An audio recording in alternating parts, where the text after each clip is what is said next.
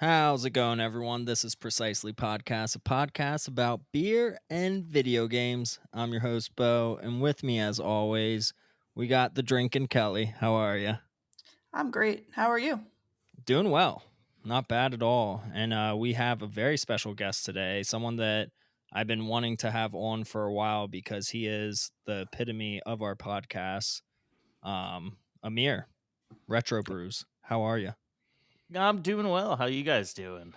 Doing awesome, man. You are the guy that brings video games and beer together in your Instagram posts.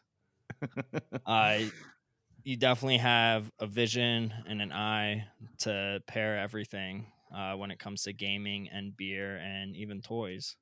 Yeah. Thanks, man. Thanks. I appreciate the kind words. I do my best. Yeah, I love it. It's good to be on. Good to be on. Thanks for inviting me. I'm excited. I'm excited. I think we're gonna have a good time today. I think so too. So let's I mean, what have you guys been up to before we get into the beer talk? What have you guys been up to? Kelly? Anything interesting in your neck of the woods? I started back at work this past week, so Not getting into this exciting. not exciting, but that was a big change in my lifestyle back at work. Yeah. I sold vended at a toy show this past weekend. So that Yeah. was a pretty big deal for me, which is the first time I've ever done that, so that was fun. How was it? It was good. I feel like there was a decent turnout, aside from everything going on. Time wise, right now, this is coronavirus time still.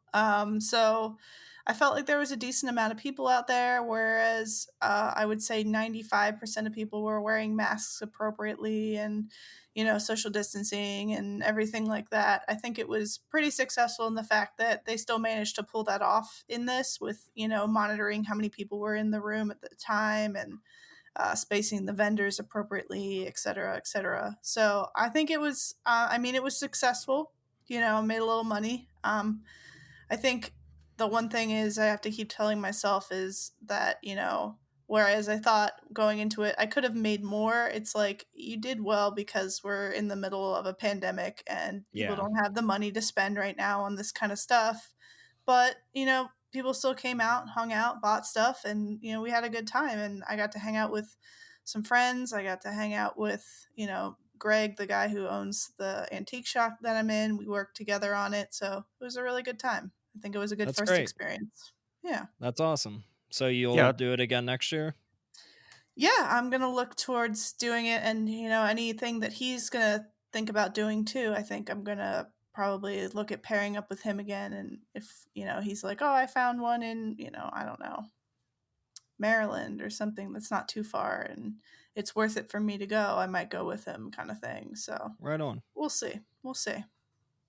yeah. It looked pretty cool from the photos that I saw on Instagram that you put up there. So was it like kind of like older toys or just all over the place? So there was a good mixture of a lot of stuff, mostly older stuff. There were a lot of people that were coming in. I guess people that do shows, like in general, are just traveling around for toy shows or expos and cons, comic cons, and stuff like that. So you Hmm. had a fair amount of people who were selling like Funko Pops, and then there was a stand across from us that was selling like vintage clothing, which was pretty cool. I met they're really nice people and got to be friends with them by the end of the day, kind of thing, because we were looking at each other's stuff like, man, your stuff's so cool, man, your stuff's so cool, But yeah, there was a pretty fair mixture, but I would say it was kind of leaning towards the older stuff. A lot of Cool. cool video game stuff there too. Actually, I brought some Oh, games, nice. and there was some cool, like, I saw some guy was selling like like I've seen it in GameStop, but like one of those Triforce lights and some older Pokemon toys and stuff like that. So it was cool to see everybody getting whatever they wanted, kind of thing. Dope. Nice. Yeah, Yeah, I from text. the Yeah, sorry, go. sorry. From the photos, I was just gonna say it reminded me a lot of this one con that we have down here called RetroCon. I don't know if you guys have ever been to that one before. It's in the same spot where they do too many games every year. I've and heard it's of it. Yeah, but I haven't been to it yet. It's one of those ones that's always been on my list, but somehow whenever it comes down to it, I'm either busy that weekend or something's going on and I can't make it. But it's on my list of game or cons to go to. sweet. Yeah, yeah, I would definitely recommend that one for the future. If we ever have cons again, you know how all that goes. So I sure hope so. Uh, yeah. yeah, me too. Me too. I think if anything, they'll just move outdoors and be more spaced out, but we'll see. Right. Yeah. So how about you, Amir? What have you been up to? I don't know, just a lot of hookers and blow, honestly. No. Wow. coming coming in strong. No, Yes. no, no, not even that, unfortunately. No, That's a I first. actually so I work in like software development. So Okay. it's like it's really easy to just do my job remotely 100% of the time. So I've just kind of been working all the way through this whole pandemic. And I'm just kind of it's a long story, but I've been stuck at home basically since mid-December because Oh, I wow. had Oh, like a spinal injury that I sustained while I was in India, of all places. Oh my so god. wow. so I'm just kind of at the point where I'm just I'm losing my mind a little bit. I'm ready to just for life to return back to normal, but it You're ready doesn't look for more like hookers and blow. well, yeah. I mean, I never stopped that. I mean, come on, I'm dedicated here, so. Good. But Uh, yeah, so it's just finding ways to just stay entertained in this new paradigm that yeah, we have here. for So sure. so So, yeah. your back injury, are you able to walk and stuff? You're not like in a wheelchair? Yeah, so well no, what happened is I was in Mumbai, India for work. And I for some reason something happened. There was no like event or anything. I just woke up the second to last day I was supposed to go home, and I couldn't walk. I couldn't sit. I couldn't do anything. So they had to like rush me to a hospital, and it turned out I Jeez. had like a disc that just completely blew in my Oh, lower wow. spine. So it was like it was a long saga just to get me home from India. My Mhm. company had to dispatch like a nurse from Cherry Hill, New Jersey, to like come and retrieve me in Mumbai, and then like My medically Wow. escort me home to the United States. And it's like I'm not going to take up any time with this. It's a crazy, crazy story though. But yeah, basically back in on May 1st, I ended up having that surgically corrected. So I'm still kind of recovering from it, but doing like 100% better than I was previously. Good. So, That's uh, good. yeah, really, really happy I got that surgery. So, Good. Yeah, that's crazy, man. I had no idea. yeah, it was a it was a saga to say the least. Yeah, So, sounds it. yeah. So you just you tell your company that you woke up like that when really it was the hooker and blow. Right. Well, no, no. It's so funny because it's like so. What I learned through this is they always try to take a conservative approach. They always try to avoid surgery. So they're like, okay, look, we're gonna have you do like physical therapy for a while and see how that works out. And you're in there, and it's like physical therapy is like for the most part, it's like a gym for old people. So you're like, I go in and I'm like, "Hey Gertrude, how you doing today? Looking good." It's like Yeah. all these old ladies, and like one of them's just like, she's like, "What did you do over there to like make that happen?" And I'm like, "Honestly, I woke up in bed like this." And she's like, "No, I don't believe that. I think you were doing some exciting stuff." And I was like, no, I swear there was no Kama Sutra involved. And unfortunately, like I would brag about that shit if that was the case, but that's Yeah. not what happened." Wow. You just gotta make it sound like it happened. Right? That's what I had to do when I had when I broke 4 bones. I had to tell people that it was something different than what it was because I was like, I want to sound cooler than I am. That's a But good idea. I should have done that. yeah. Should have been like Yeah. I was wrestling tigers or Right, something like exactly. that. Yeah. I was like, you So should have seen the other guy kind of thing. Yeah. right, right. Exactly. Hindsight is 2020. Maybe next time. Yeah. Next time. Yeah. Wow. So yeah, I mean, I haven't really done much besides work, and we went kayaking. I saw an old friend of mine that I haven't seen in like probably 5 years, and went kayaking with him and another friend, and we went to the Yellow Breaches where I usually go, and my old friend was like, "Yo, I know this place. Like, I used to swim across this creek to get to this quarry up on this hill. Like, if we go up this trail right here, and park the kayaks, we can jump off this quarry. I'm like, okay, like let's go see it. So we park the kayaks, we climb up this like little hill mountain, and start walking this trail. And all of a sudden, like signs are popping up being like Hemp Brothers, no trespassing, like violators will be prosecuted. And we're like, screw it, whatever. And we get to a clearing and we see a truck, and we're like, oh, someone's in that truck. Let's just go back. So we go back, and the truck like turns its engine on and comes after us. And I'm like, oh crap, like I'm too old for this. And Ruh-roh. yeah, it was this older gentleman. He's like, oh, what are you guys doing? We're like, oh, we're just walking this trail for a while, like didn't even tell him that we were kayaking. um he was like, oh, all these kids, because of coronavirus, are coming out here and jumping off the rocks into the quarry, and they're getting injured or just having too much fun and drinking beer, so I'm here to watch them. Well, watch out for them. And we're like, oh yeah, that's crazy, man. Like we had no idea. And sure enough, he was fine with it, because we're adults. It's like, yeah, Right. we're not really doing anything. We just really wanted to see the quarry. And we were kicking ourselves, like, why didn't we ask him to like just go and see the quarry? But instead we just walked back to our kayaks. But yeah, it was fun. It was exciting. My heart raced. I was like, oh yeah, this is nice. I feel young again. But yeah. it's like a scene from Stand By Me or something like that. Yeah, I was gonna say, it's Yeah. like Stranger Things. Yeah. Yeah, it's like a scene from every time when I was like 12 to 16. So yeah, it felt good. But yeah, besides that, let's get into drinking beer and talking about beer. Amir, Drinking beer. yeah, Alright. let's start with you. Okay, so today I am drinking a brew. It's a double IPA. It's from Bearded Iris Brewery, which is located in Nashville, Tennessee, Nash Vegas, if you will. And it is called Attention Please with an exclamation point. So they really want your fucking attention, apparently. So, yeah. So this one is I'm kind of reading through it here on Untapped.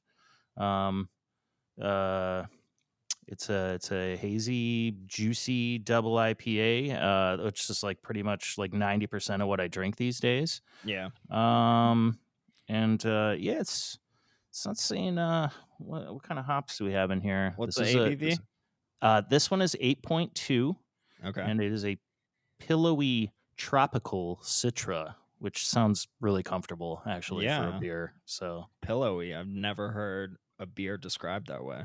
right, it feels pillowy in your mouth, strangely. Ooh. I don't know. I just made that up, but Like Okay. you're chewing on a pillow. yeah, or- like You're Matt. chewing Yeah, on a pillow. yeah, well, no, that's a good point, Kelly. Actually, there is some, as it says here, there is a perceived silky or full mouth feel. So that's that silky pillow that you're chewing on right there. Apparently, Oh, like a Wow. goose down pillow. yes, thing. yes, but less stinky. So Delicious. I like it. Made of murder feathers. Indeed. Indeed. I'm drinking on Fantastic Voyage from Sloop Brewing Company. It's a New England IPA. I really like the can art too. It's like an old school, like convertible, like lowrider car with a rainbow like trail behind it. So it looks like the rainbow road that it's driving on almost from Mario Kart. Nice. It weighs in at a 6.7%. And Untapped says, let me see. Fantastic Voyage, New England IPA, brewed with malted wheat and flaked oats, dry hopped with Citra, Cashmere, and German Amarillo. Notes of orange syrup, rainbow sherbet, and cotton candy. I don't know about the cotton candy. Let me see. Sounds interesting. Sounds like good.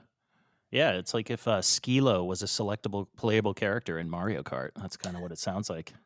Who is Skilo? The guy who sang Fantastic Voyage, bro. You remember that song? No. Can you sing it for us? Come on, lowly rider, in a fantastic slide, dippity-die, when you're living in the city, it's do or die. I don't know if I got all the lyrics right. But yeah, that's the song. I know exactly what you're talking about now. Yeah. It's good. It's not that bitter, being a New England IPA. I like it. Yeah. Kelly, how about you? I'm actually really excited to share this beer that I got. So my parents actually got this for me. They went over to Trogs, which is our local, I'll say local major microbrewery. Yeah. Um, they went over to Trogs and they got me a crowler of this brew. It is Black is Beautiful. So it is like if you've seen a lot of different breweries have been either collaborating or working and making this Black is Beautiful beer to support Black Lives Matter, which we at Precisely, I think, can say definitely are supportive of. And we wanted to try this beer, my dad and I, and so I think he got one and I got one, but it is a collaboration between Trogs and Harris Family Brewery, which is Awesome. a locally owned, black owned brewery. Yep. So, super excited to try more of his stuff in the near future as he works on opening up a pub area. I've been following him for a little while, and I'm really excited to finally get some stuff. But anyway, this is a black lager. It is a 5.2%. And it says this American brown lager was inspired by a well guarded cornbread recipe from the family of the Harris family breweries, Sean Harris. Corn notes come from Pennsylvania blue corn, grown at Dancing Star Farm and malted locally by Deer Creek Malt House. Roasty notes, meant to be reminiscent of a brown char near the edge of the skillet, are coming from chocolate and caramel malts, and lemon drop hops add a hinty citrus of lemon. And then it proceeds benefit Miracle for Shore Inc., a local nonprofit.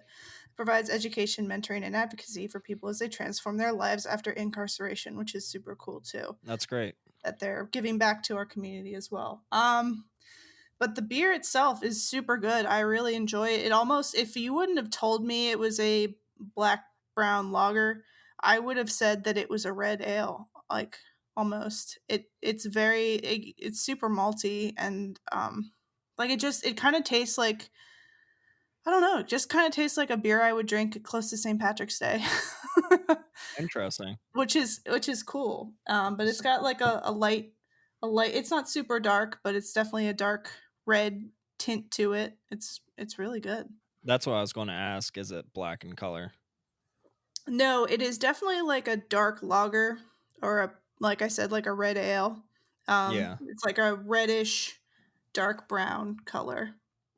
So I will send a picture for the podcast page, but I'm currently drinking it out of my Legends of the Hidden Temple glass, Dope. which I'm Nice. excited about. So I I'm actually know Harris Family Brewery. Cool. When I was working at Zero Day Brewing Company, they came by pitching the idea to the owner at Zero Day, and we were all about it. We're like, yeah, we'll support you guys. Like, this is a great idea. They want to open up like in the inner city, like the Hmm. ghetto area, which is Yeah, great. I think they might have bought the place, but I think they're they are renting it. I think I saw they're yeah, renting it and they're working on renovating yeah. to It's on get it like ready. Allison Hill area, I Hmm. believe, and Yeah. it's not a nice place to live. I used to live there, and Hmm. so we'll see what happens. Like, hopefully, it changes, that area for the better, and that it employs a lot more people from that area as well. Yeah. I know that And that is a place that a lot of people are working to make a better like, it is way better than it used to be. I feel like, growing up here, I feel like we've both seen it for many, many years. I think it's gotten better. People are trying hard to make it more livable and like, bring in more business and stuff. So I hope that that does work out for him, and this is going to be a super cool brewery to add to our little city here. absolutely, it'll be nice once it's fully open. Hmm. So you like the beer? Oh yeah, it's good. I'm Good. definitely excited. I want to get more from him too. Yeah, my wife was telling me that they have glasses that says "Black is beautiful," like I did actual see that. glass. Yeah, Yeah. yeah. They had some pretty cool. I saw also they made one that says "dope" on the beer glass, but the O in "dope" is a hop, Oh, which I cool. thought was pretty cool. That's awesome. Well, let's get into interviewing you, Amir, if you're down for that. Sweet. Yeah, just real quick here, quick correction. That song Yeah. is by Coolio, not Skilo. I'm an asshole. Sorry, all you Coolio fans out there. I got my childhood 90s memories crossed there. So yeah, that's a Coolio song. That's what happens when you spend most of your life living in gangster's paradise. Right, Wow. or just doing hookers and blow all the time, you know. That's So just there's true. only so much my brain can take. So Yeah. And Gangster's Paradise is the only song I knew by him, and that always makes me think of Weird Al Yankovic's Oh yeah, Amish Amish Paradise, Paradise. Yeah, it's so 100%. classic. good. Shit's So I always good. hilarious. flip It's still between them. funny. Oh, Yeah, Yeah. man. Yeah, so good. speaking of Weird Al, I watched. You ever watch that Weird Al movie from the '80s, UHF? I watched it for the first time the other night, I'm and I not was like, sure. it's got like a Kramer from Seinfeld is in it as well. Oh, really? Yeah, yeah. It's anyways, just a little side note there. It's worth checking out. Okay. That sounds funny. Nice. Um, all right. So Amir, you have one of the best pages on IG, which I've said before. When it Thank comes you. to pairing I video appreciate games that. with beer, what inspired you to make an Instagram with this type of aesthetic? Okay. All right. So that's a really easy answer. So I'm a huge fan of, I don't know if you've ever seen it. It's Classic Game Room with Mark Busler. It was like the biggest sort of video game retro review YouTube. I don't know. It's jumped around to different places. Now I think it's on like Amazon Prime or something like that.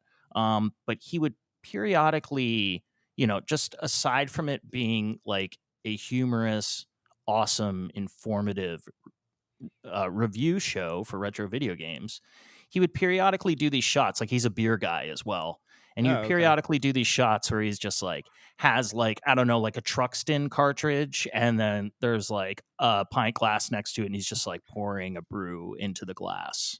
And he would like, it wasn't like a every show thing, but periodically he would throw those shots in just as like filler into his episodes. And what was the show And called? it's called Classic Game Room, Okay. or CGR as it's referred to. So he doesn't really produce it anymore.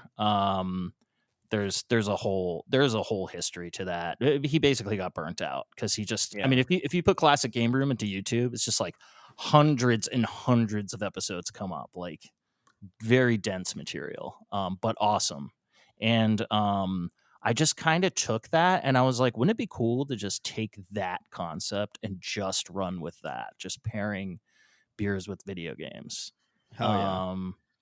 And yeah, and then I kind of, I started to work like a lot of the action figures you see in it are actually like my action figures from childhood that I just held on to. I took really good care of my stuff as a child. So I still Hell yeah. have a lot of them and they look great, So That's great. so yeah, that's kind of where it came from. I decided to run with that concept. So I have to, tip my hat to Mark Busler from CGR for that whole idea. So Yeah, I'm looking him up right now and I do recognize his face. So I yeah, might have seen a show or two. he's a funny dude for sure. Yeah. So I know I've said it before, but your Instagram is retro_brews. Yep. BREWZ. So go follow him right now on Instagram, everyone that's listening, so you can see what we're talking about when it comes to these amazing pictures. Yeah, Thank I you. agree. These pictures are really great. Like, you definitely have an eye for. You can take a picture and post it on Instagram. Anybody can do it. You can just point your phone. But there's like a difference to using some pieces of an actual photographer's eye to make a good Instagram picture post. And you definitely have that. So Yeah. it's sweet. I really appreciate that. Thank you so much.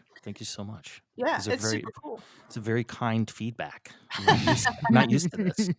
We're just buttering We're- you up. Yeah, we're going to be super friendly to you on this podcast, just so you know. Okay, for now at least. Yeah. Until Until we we get some beers in, and then Yeah. the After real we're done recording, we're just going to shit talk you. right, exactly. Right. Second half. Sounds but good. It's do it. super cool. I like it. And it makes me want to share because I feel like I don't share what I drink on my Instagram. Like, I share, like, I do my Untapped, but I don't, like, Mhm. visibly share a lot of my beers that I drink, and I don't think that's fair to the beers that I'm drinking because a lot of them are really good and they look beautiful and, like, I feel like they need to be shared, so it kinda inspires me to, like, want to share more beer with what game I'm playing that night or whatever. Nice. Yeah. Yeah. We should totally connect on Untapped. I didn't realize you had that as well. Yes, So yes. I'm the same as my Instagram handle, so okay. Sweet. Same here. okay, Awesome. cool. We'll have to do Um, that. yeah, but so, like, what is your earliest memory that you have of gaming? Of gaming. Oh boy. Okay. If we go all the way back, the first console we had was I believe it was a Magnavox Odyssey 2. So Wow. we're going real Wow. back. We're going back a ways. I was born in Yeah. 81. I think we already had that actually. I think we had that in the family before I was even born. And that was the first console we had. And so it was playing those games. Nothing too exciting. I think we had like maybe 2 or 3 games for it. They were mostly like different variations on like a race car game. They weren't that great. And with how much I've gotten back into like retro collecting in recent years, no part of me is tempted to like, oh, I'm gonna go regain the magic of my Magnavox Odyssey 2 days. Like I just have no interest in that. Like Yeah, there was nothing that memorable about it. exactly. But then I think it really picked up in geez, I want to say, like when the NES came out. And I was kind of late to the game. It was like late 1989, early 1990 that I like finally conned my parents into buying us one. But before that, it was like, I was living in New Jersey like as a kid in those days, and it was just like going around the corner to like the one kid's house who like I didn't even particularly like, but like he had a Yep, Nintendo, so I was yep. always going there and playing Mario Brothers and yeah, there was a few other games they had. Yeah, so I mean, those are probably like my really like substantial beginning memories of gaming. So That's Nice. awesome. My next door neighbors actually they saw my game room because they helped me bring up my GameCube kiosk into my mhm. kiosk room when they saw me struggling, and they're like, "Can we help?" I'm like, "Sure." So the dad and son came over and they struggled to help me, but thank God they did. Otherwise, it was going to be on my front porch all night. But they were That's the like, one you were saying. "Oh, It's like super heavy, right? oh, it was like 600 pounds. Oh It my was god, it was only six horrible. hundred. Yeah, it was horrible. Oh god. Um, but they were like, "Oh, we have an Odyssey too," and I'm like, "Wow." Like, I Yep. haven't heard that name in a long time, like, I've Yeah. never personally played on one, but they're You're like, not "You you're can not ha." missing anything. Let me. Yeah, I know. They're like, "You Yeah. can have it," and I'm like, "You probably would rather keep it than me." Right. Like, "No, just keep it, please." I think we But, I think we sold ours at a garage sale for $2 ultimately. I think oh, that's how that wow. went out. Oh my gosh. So do you have a favorite game that you love to play or a genre of games? Uh, so I don't know. I almost have to kind of break that up into 2 categories. So like Okay, favorite style of game, I would say. Uh, for retro consoles is definitely like the Metroidvania, but okay. but maybe I don't need to break that up because as I've discovered, in last couple of years, the whole Metroidvania genre has really just kind of been revitalized, and there Oh, are it's so good.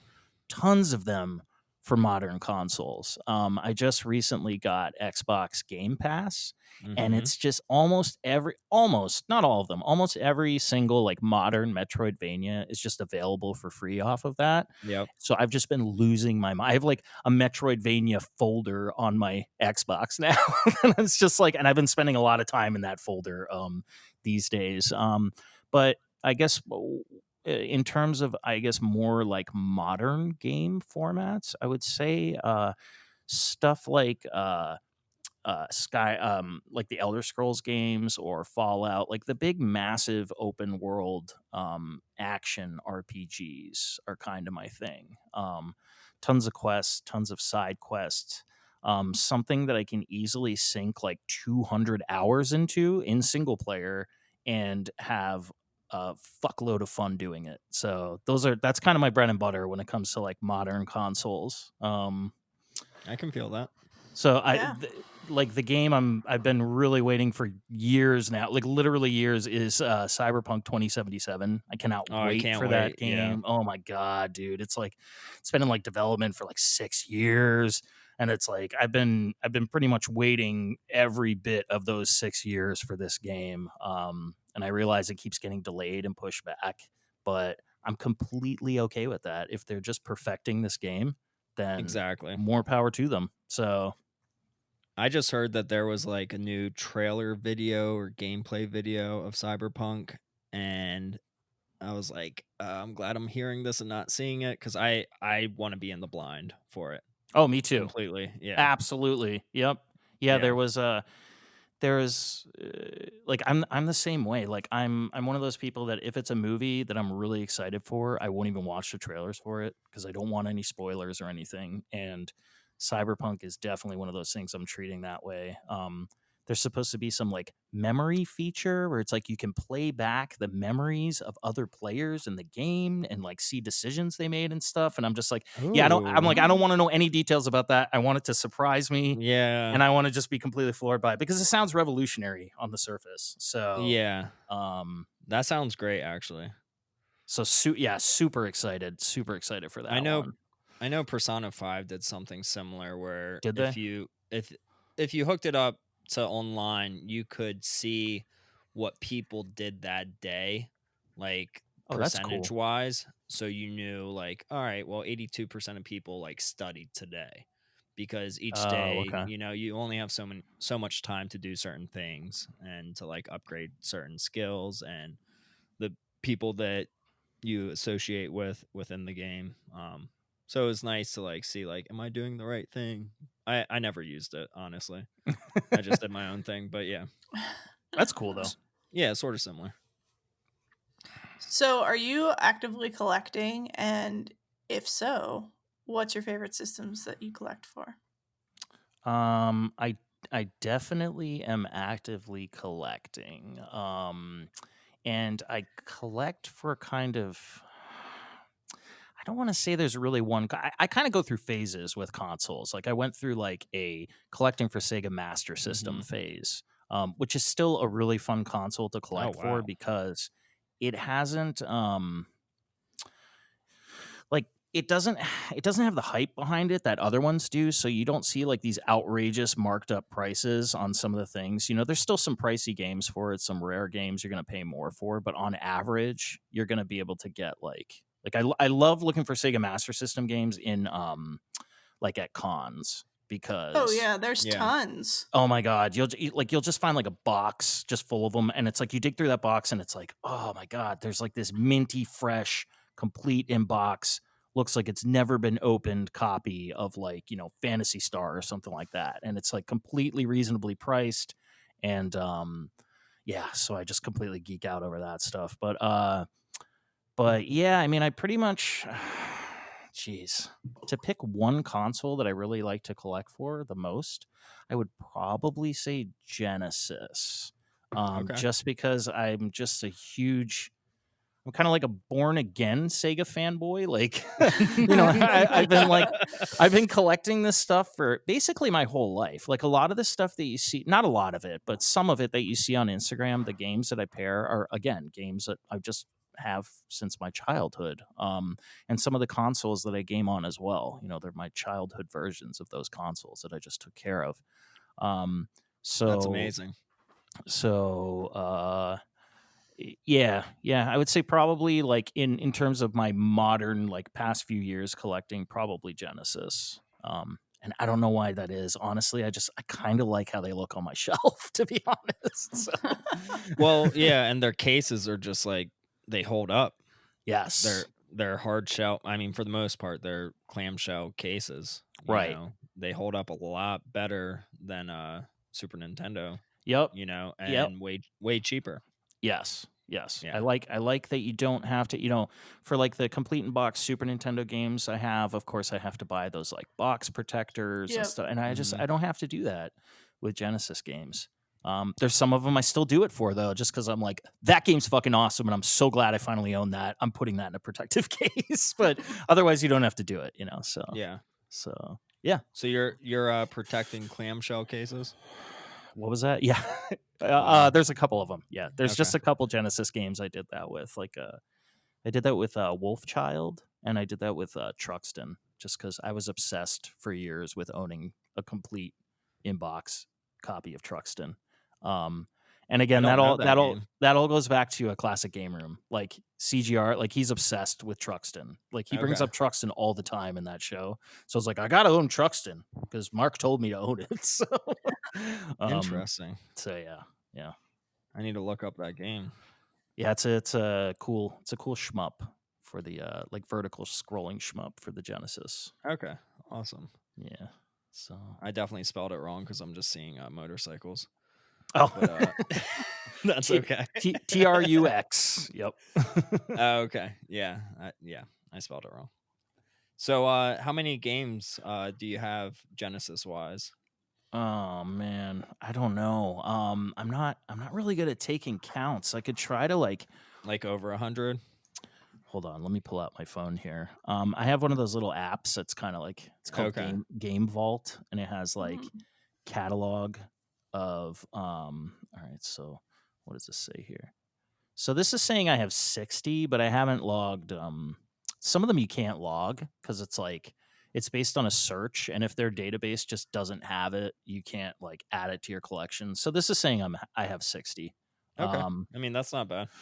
Yeah, it's okay. It's not, I probably only have, I don't know, 20, 25 Genesis games in my I collection. probably have like 8. There you go. Yeah. So like one question I have for you guys about collecting is what I'm finding, and it's happening with me now slowly, but it's happening with my friends, is that you kind of start out collecting, you're just like, I'm just gonna buy every game that I see that's like a Yep. reasonable price. And then Mhm. eventually like you No. dial it back where you're like, I just want to have quality over quantity Yeah. kind of deal. So Yeah. have you found that you've kind of hit that point or I feel like I've always been like that because of okay. space limitations. Okay. So as soon as I get a sports game, I'm just like, I'll throw that in a lot on eBay or sell it individually if it's worth selling. Yeah, I try not to waste any space. Yeah. So It's a good strategy. it's all quality over quantity, but what I don't display is probably in a box in a closet somewhere, not being sold, unfortunately. Oh, Or okay. it's sold, yeah. So, Yeah, I yeah. would agree. I mean, I kind of so in the beginning, I remember just getting excited about finding stuff, so I would buy games, I would play them, but then like I wouldn't touch them again kind of thing. Mhm. Um so I kind of after a while it was the same thing, I started running out of space, so I was like, okay, now let's pick and choose. And then I think now after a while I've just gotten to the point where I'm just picky about what I'm doing. So like now I have more of a goal, I guess, goal oriented collecting too. So if it's not part of that, I kind of, or if it's not like a game I want to play, I don't buy it kind of thing. Or if Right. it's not like a game that I had nostalgia for that I want back, I'm not going to buy it. So I think now that after a couple years of collecting, God, I don't know how many years I've been doing this, but uh you just get pickier, I guess. Yeah. Yep. You've just, I mean, you've been doing it for long enough that you know what's going on and you're just wiser, I guess. Right. No, I think that's a good way to sum it up. I feel the same way.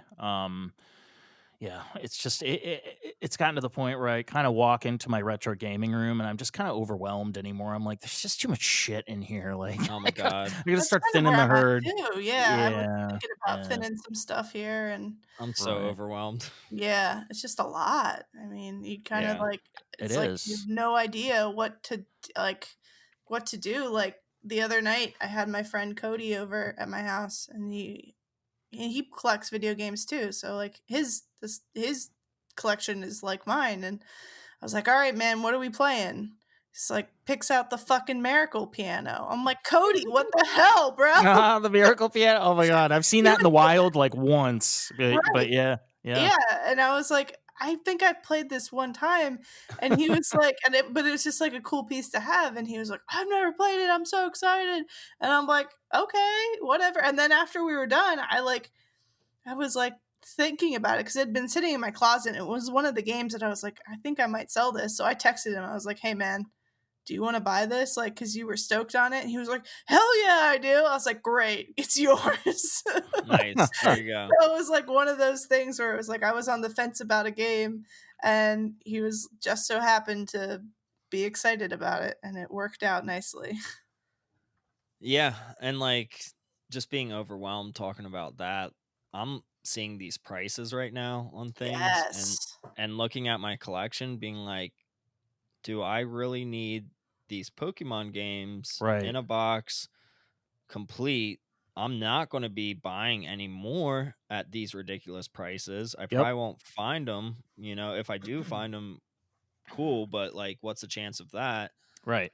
I'm just going to sell them now because I can just emulate this shit if I ever want to play them. And I've already played and beat most of them, Right. and they're great games. But really, I don't have the fucking time anymore. Yep. Yeah, Like, that's exactly what I'm thinking. You got me inspired. I'm looking at the fact that I have oh man, probably almost every Pokemon DS game. I'm like, I'm literally not going to play all of these. Like, I've played some well, of them, but not all of them. and you have an R4 card, right? Yes, I do. So I could play them at So any you have point. Yes. all of those games Right. already on one card, Yeah. and so do I. So I'm Yep. just like, yeah, I definitely don't need these DS games. All those have gone out the window already, Yep. Yeah. and And and it's I helped. Yeah, no, and I think you bring up an excellent point, Bo. Is at first you said I can just emulate these, which I don't know. As a retro gamer, sometimes your first reaction is to just cringe a little because you're like, Hmm. oh, Mhm. emulation. It's not the original heart. But with like EverDrives and R4 cards, it's Hmm. like that is exactly how it would play with the original cart. So Yep. why the fuck not? So yeah, like my I have EverDrives for like every possible console I can own it for. And it's like I still collect games, but I'm like, I talk about this on Retro Gaming Boombox all the time. I'm just a lazy bastard who doesn't want to stand up and physically change cartridges. I want to be able to just Yeah. like hit a key combo and be like, oh, now I'm out of that game and I'm Yep. into this game. And now I'm Yep. on Mhm. this game. Like, so yeah, no, that's a great point, man. Like with all these flash carts and stuff, it really is motivation to just kind of like just dump your carts that are just, worth a ton of money and collecting dust Yeah. effectively. I mean, So, I got rid of probably 90% of my N64 collection, which, was only like 30 to 40 games. And it was mainly just cartridges. I still have like maybe 7 to 10 of them. Um and like two of them are Majora's Mask because I want to keep those, and it's the holographic one or like the Shiny. yeah, the weird looking one and the regular one. And then like a CIB Ocarina of Time, nice. and Harvest Moon. Like those are like the four that I can think of. But I got rid of all of them because I got an EverDrive for the N64 for my Hell yeah. kiosk. And I'm Hell like, yeah. the only time I'm ever going to play it is on the kiosk, which I need a new TV for the kiosk anyway because it's an 84 Trinitron that does not want to work after 10 minutes of playing. But Oh, yeah. yeah, either way, it's just like, yeah, if I don't have an N64 under my main TV, like why am I keeping these cartridges when I'm just using the EverDrive anyway? Yep. And I look at my Genesis games like that too, where I'm just like, do I get rid Yeah. of them? And then I look at the prices and I'm like, if it's $10 or less, no, it's not even worth listing them. I'd rather wait to see if they spike again, if they ever do. Yeah. But I mean, Game Boy right now, GameCube right now. I hate to say it, I haven't sold any PS1 games, and I don't want to. Hmm. But I mean, they're spiking hard. PS2 spiking hard, but I don't have a way to emulate those systems, PS1 and PS2 yet. Like Dreamcast, I have a modded Dreamcast in my Dreamcast kiosk, and like, so I only have like a dozen to 15 games on Dreamcast, like hard copies of them. Okay. Do you have the does it have the GDMU inside of it? Is it Yeah, like, oh, nice. I want it. yeah. It's on my list. It's one of the next things I want Oh, to it's get so nice. actually. Yeah. Yeah. Yeah. And So that's, yep. I mean, that's the thing. And like with GameCube, I don't have a way to emulate that, but like I know people are modding GameCubes right now, Hmm. and it's definitely doable, but it's expensive. But at the same time, if I sold 3 of my GameCube games, I could probably pay for that mod. Sure. Yeah. Well, You know, GameCube games have Absolutely. gotten crazy, yeah, like with the prices. I can't believe it. What some of these games are insane. going for. Insane. So eventually the bubble's going to pop, I feel like, or it'll trend down. Like Right. Genesis used to be up real high. Like Dreamcast is still a little high, but I feel like it's gone down. Hmm. Nintendo was super high 5 years Mhm. ago, 3 years ago. Now it's sort of plateaued. So Super Nintendo, I feel like, is also, I mean, it's not it's plateauing. Yeah, it's not where it was, and now N64 is rising to take its spot yeah. drastically. Yep. And what it is the kids that grew up on those systems have good Mhm. jobs now. They want to have that nostalgic feeling. And I feel like social media, when they type in N64 under hashtag, they're seeing all these people, playing their N64 games, which is like drawing all these memories in their head. And they're like, fuck, I Right. need to go on eBay right now and buy one, which, with demand up, that's what's driving the price up. So it makes sense. Mhm. And as collectors, we all like to hoard. We are straight up hoarders. And It's true. because of that, We're not organized hoarders. Right. some of us, Right. I mean, Speak for you look at yourself, my, bro. My shelves are yeah, Stubborn. fucking great. No, I know what you're um, saying though. Absolutely. yeah. So by hoarding, the price is going up too on everything, which Yep. is, it's fine. Like, it's definitely a seller's market right now. And Mm-hmm.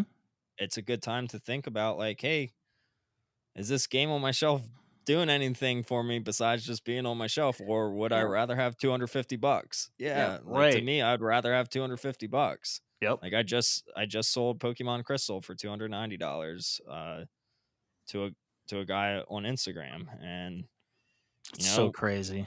That's that's just so nice. yeah. Yeah, No, to it's me it's that's like nice. awesome, but just it's like 290 bills for a I can't remember. Is that a color or an advanced game? But Color. It was the first color, the like color one, okay. color, yeah, It's just so crazy though. It's like 290 bills for a Game Boy game. and it Like didn't even have the manual. Oh my god. that's Yeah. even better. Good for you, my friend. You did Yeah. well.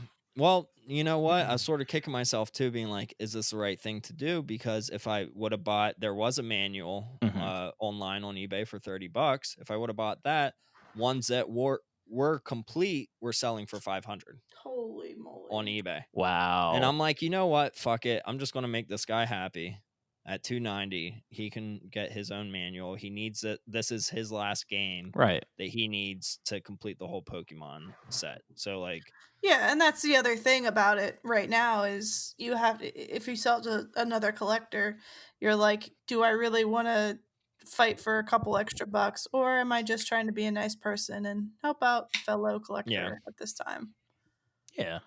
Yeah. yeah, Yeah, some people you look at and you're like, it just means so much more to them than it means to me. Yeah. So might Yeah, as I well mean, just sell it. it not I wouldn't give a good price to somebody who was going to turn around and try to flip it themselves because yes, Right. exactly. that's Yeah, not the name of the game. Nope. But, no, if you're like, "Oh, I'm going for the full whatever set and I need this, I don't have it yet," I would be like, "Okay, well, let's do a deal," you know? Right. yeah, Right. exactly. So with that said, Amir, Hmm. what's your favorite piece in your collection? My favorite piece. Could be a video game. Could be, I don't know. Do you collect like advertisement signs or anything like that? I'm not so big on that stuff. Like I don't have much of the promo stuff. Okay. I do have some things that are kind of like, I have boxes from things from back in the day. Either it's like I bought it, in recent years I came with the box, or I kept the box from when I was a kid because I was notorious for doing that. Actually, oh my god, my mom threw out like a few years back a huge treasure trove of like complete boxes with manuals and everything that No. just didn't have the games in them, and they were still Mm. at their house.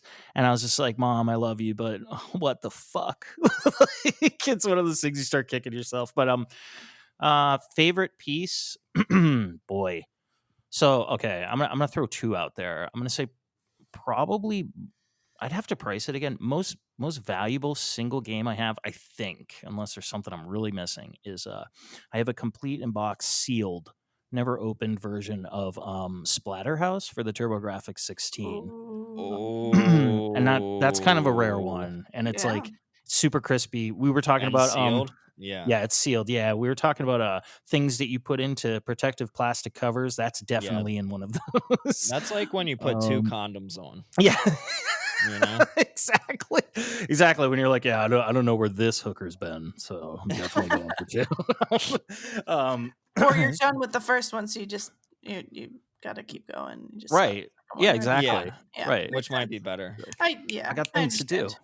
But So for the kids that are listening right now, if there are any kids, don't put 2 condoms on because it actually breaks both of them and bad things will happen.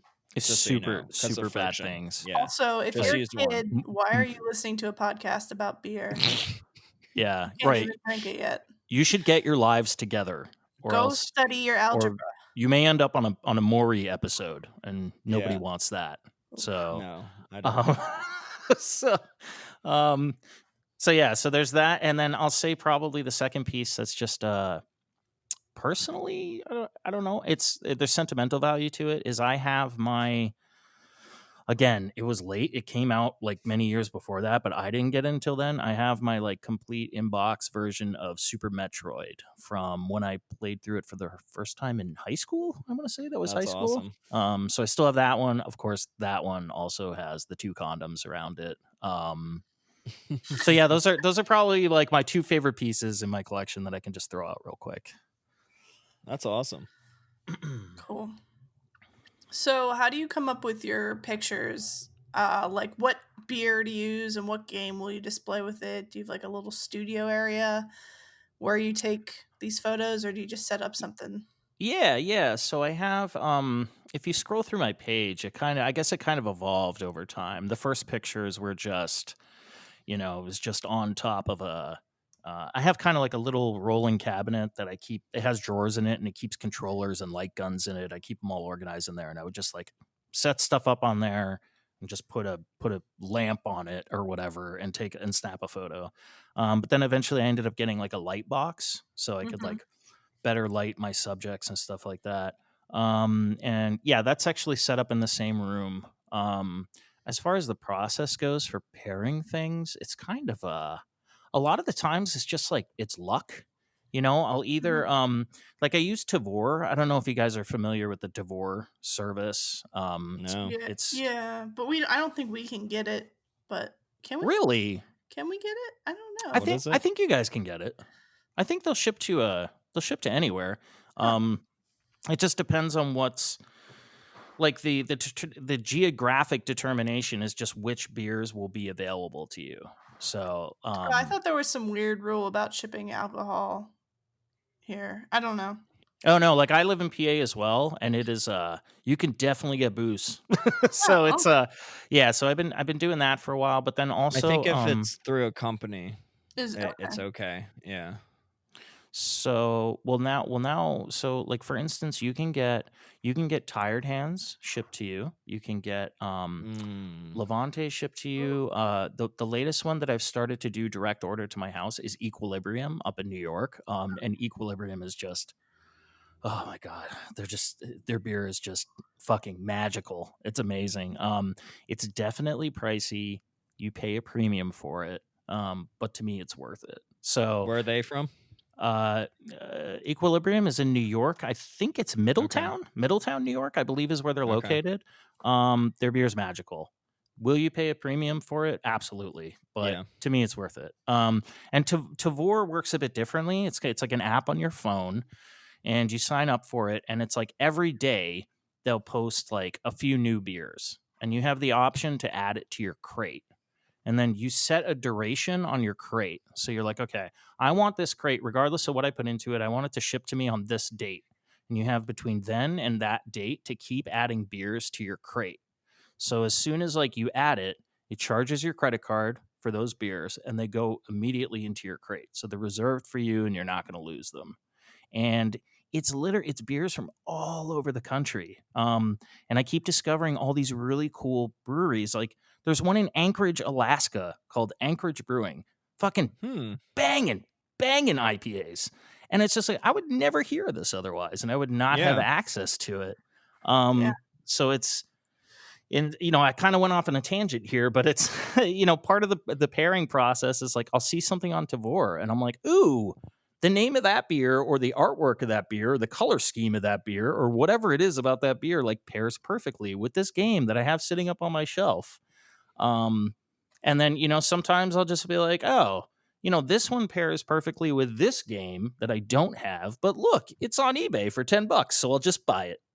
So it's Nice. so the collecting, like, going back to the actively collecting, there's like collecting in terms of things I just want to collect, but then there's also collecting that happens as sort of a side effect of these pictures that I do for Instagram. So it's I'll never go out and buy like a really expensive piece just for an Instagram photo. No. But if it's cheap and it's gonna make a cool photo, I'm like, why the fuck not? Like, it's $10, who cares? So Yeah. Yeah. I Sorry. love that. It's kind of And, a long-winded answer. No, not at all. What's the shipping like with that website? or Okay, app? so with Tavour is actually not too bad because like I order so much from them that they just in the past week they put me into this like it's like this exclusive club where now it's like you get access to these limited batches that other customers just will never see. So What? I got this past week like 2 other half beers popped up and I was like, "Oh my god, like other half shipped to my house? Give me a break. This is amazing." But to go back to your question, it's $15 flat rate, I believe. So that's $15 for 1 can of beer or like 2 cases of beer. Like there's no, Really? yeah, dude, there's no max to what you Oh, can add. So like wow. when Shoot, thank like the UPS guys fucking hate me because like I'll order like 2 huge crates at a time and they're heavy, dude. Like they're not, it's full of cans of beer. Um, That's so awesome, yeah, though. it's like it makes sense to do it that way. A couple of my friends who did it were like, "This is bullshit." I'm like, "Yeah, dude, because you're shipping like 4 cans of beer at a time." I'm like, Yeah. like wait till you have like 2 cases and then ship it to yourself, like, Or even a case, because I or mean, even that's a just case, like right? that's like driving to the beer distributor or 2 Yeah, breweries or whatever, like there's the price right there, right. and you don't Um, have to leave. You're not getting a DUI. You're good. exactly. And then, yeah, that's important as well. Yeah. DUIs, you can't afford it, as the street sign says. So, You really can't. You um, really can't. but then, like, so for Equilibrium, which is the other one that I've been doing a lot of lately, they're expensive. It's $30 flat rate. So that's $30 Okay. for 1 4-pack, and they'll up to 2 cases. You can do a max of 2 cases in each shipment. So Okay. 30. But the thing about Equilibrium that's cool is that like I'll order it on like a Wednesday night and it's at my door Friday morning and it's cold. Like they ship it in a cold insulated crate That's that wild. has like this like it's not like an ice pack. It's this weird like jelly chemical that kind of like stays frozen for longer than just like a normal ice pack. And yeah, like you get it at your door. It's cold. It goes right into your fridge, and their beer is just fucking phenomenal. It's so good. So yeah, that's kind of how that works. That's crazy. And back to the Alaskan brewery that you were Yep. talking about. Mm-hmm. I bet that beer is so good because for our listeners that don't know, beer, 50 to 80% of the beer taste is actually the water that you're brewing with. Right. Like, no lie. Yep. So Alaskan beer, I'm sure, is from the icebergs, like runoff or springs that are naturally occurring around there. Mm-hmm. And I bet it's so delicious. It's yeah, it's a good point. Actually, I'm aware of that with the water supply and everything, but I never really kind of tied that together with the Anchorage Brewing.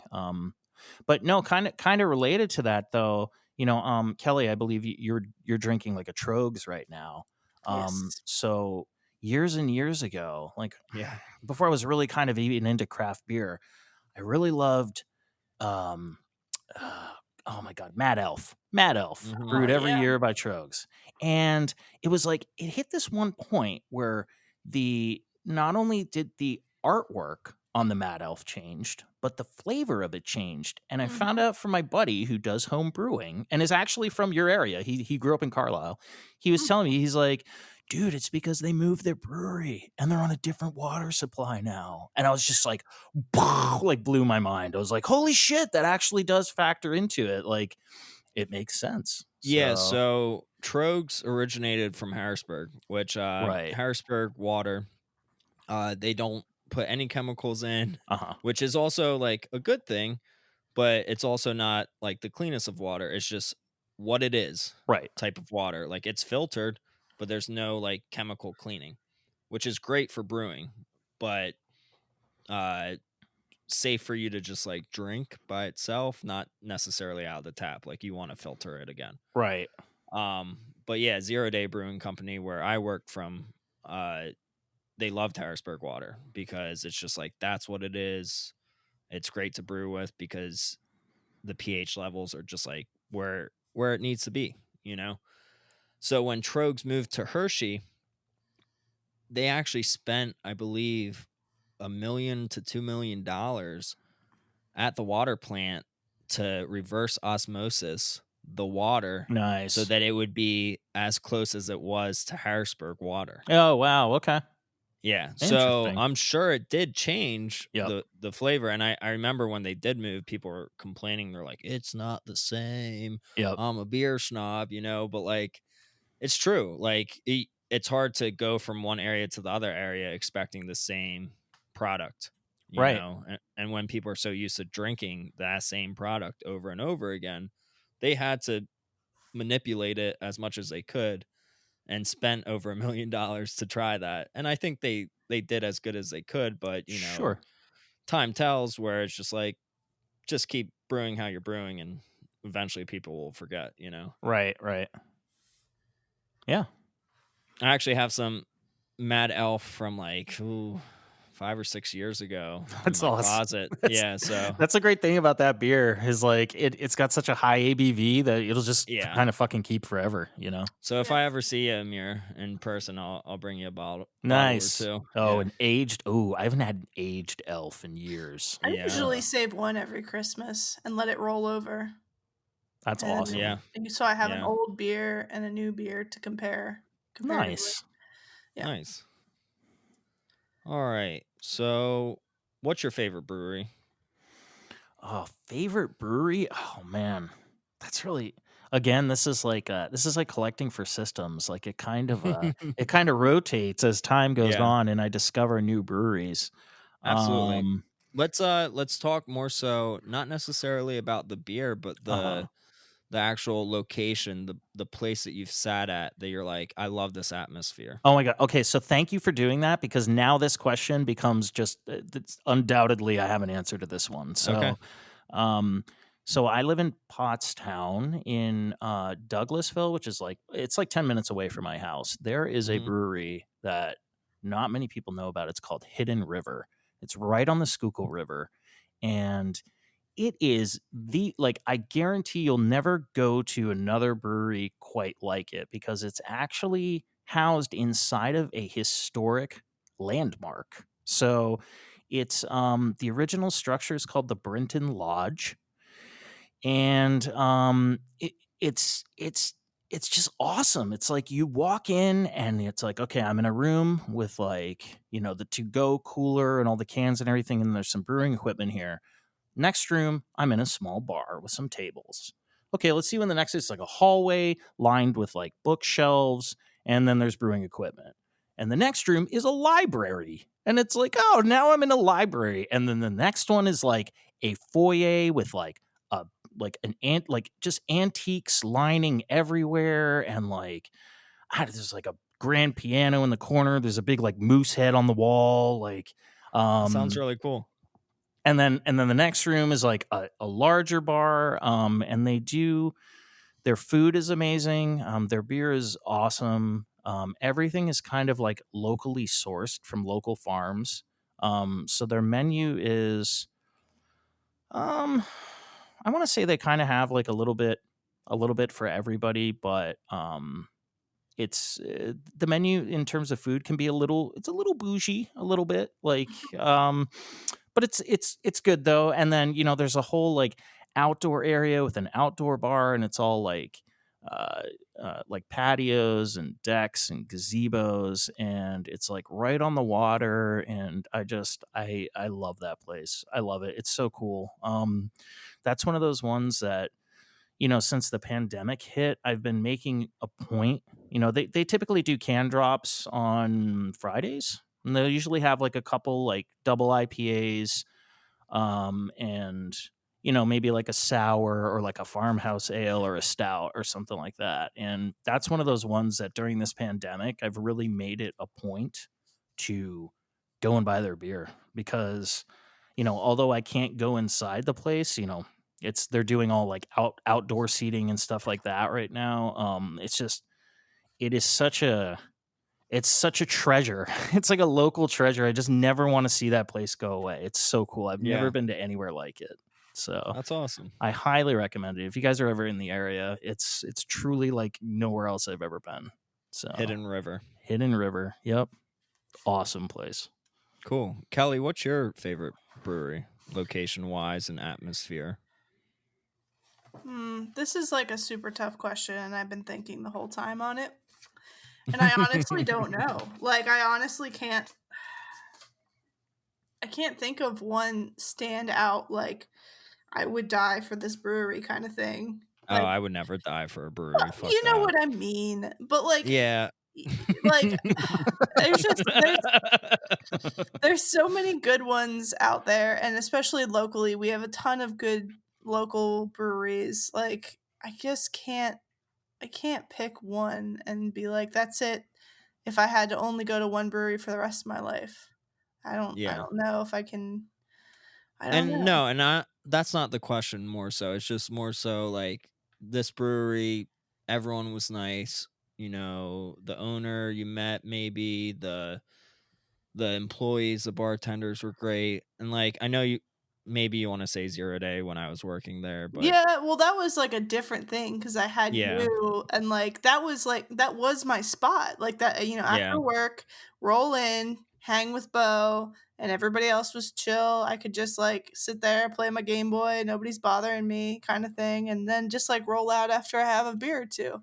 But, Yeah. like, I don't know, Now it sucks. So don't go there. now it's like I feel like my go-to brewery locally is Evergreen. Yeah. It's I love closer, Evergreen. obviously, but, like, you've got that nice outdoor seating area, and their food's really good, and inside, it's not bad either. Like, all the people there have been super nice. I've never had an issue with a patron or a bartender or employee at all. Like, just a very nice atmosphere, and their beers are good, and they're constantly rotating, so, like, they're always got a good, like bunch of beers on the board up there, and it's like I don't know, I guess that would be it if I had to pick one. Yeah, and I love Evergreen. Amir, if you're ever in the area, definitely check out Evergreen. They have some of the dankest beers ever. So are they Yeah. kind The of br- like West Coast IPA styles or everything, Mhm. okay, everything. cool. Really good. Like they'll have like a good beer called like Juice Juicy is like one of theirs like go-tos, which is like just like a good fruity, It's a juicy nice yeah. IPA. I wouldn't say New England style, but then they made a double IPA of it called Deuce Juicy, which is even better, but 9% instead of 6%. Nice. Yeah. Um, yeah, really good brewery. I would say though, for me, like my favorite brewery that I ever went to, one of them would be Sierra Nevada, actually in North Carolina when I was there. It was just amazing. It was big, it was beautiful. They had an organic garden that you could like walk through that they picked all the veggies and herbs from that they used in all their meals that they cooked with. They grew their hops there as well. Just like a really nice facility. And also in North Carolina, One World Brewing, which we saw a sign for and we're like, where is this place? Oh, it's down this alley. Oh, it's down all these stairs.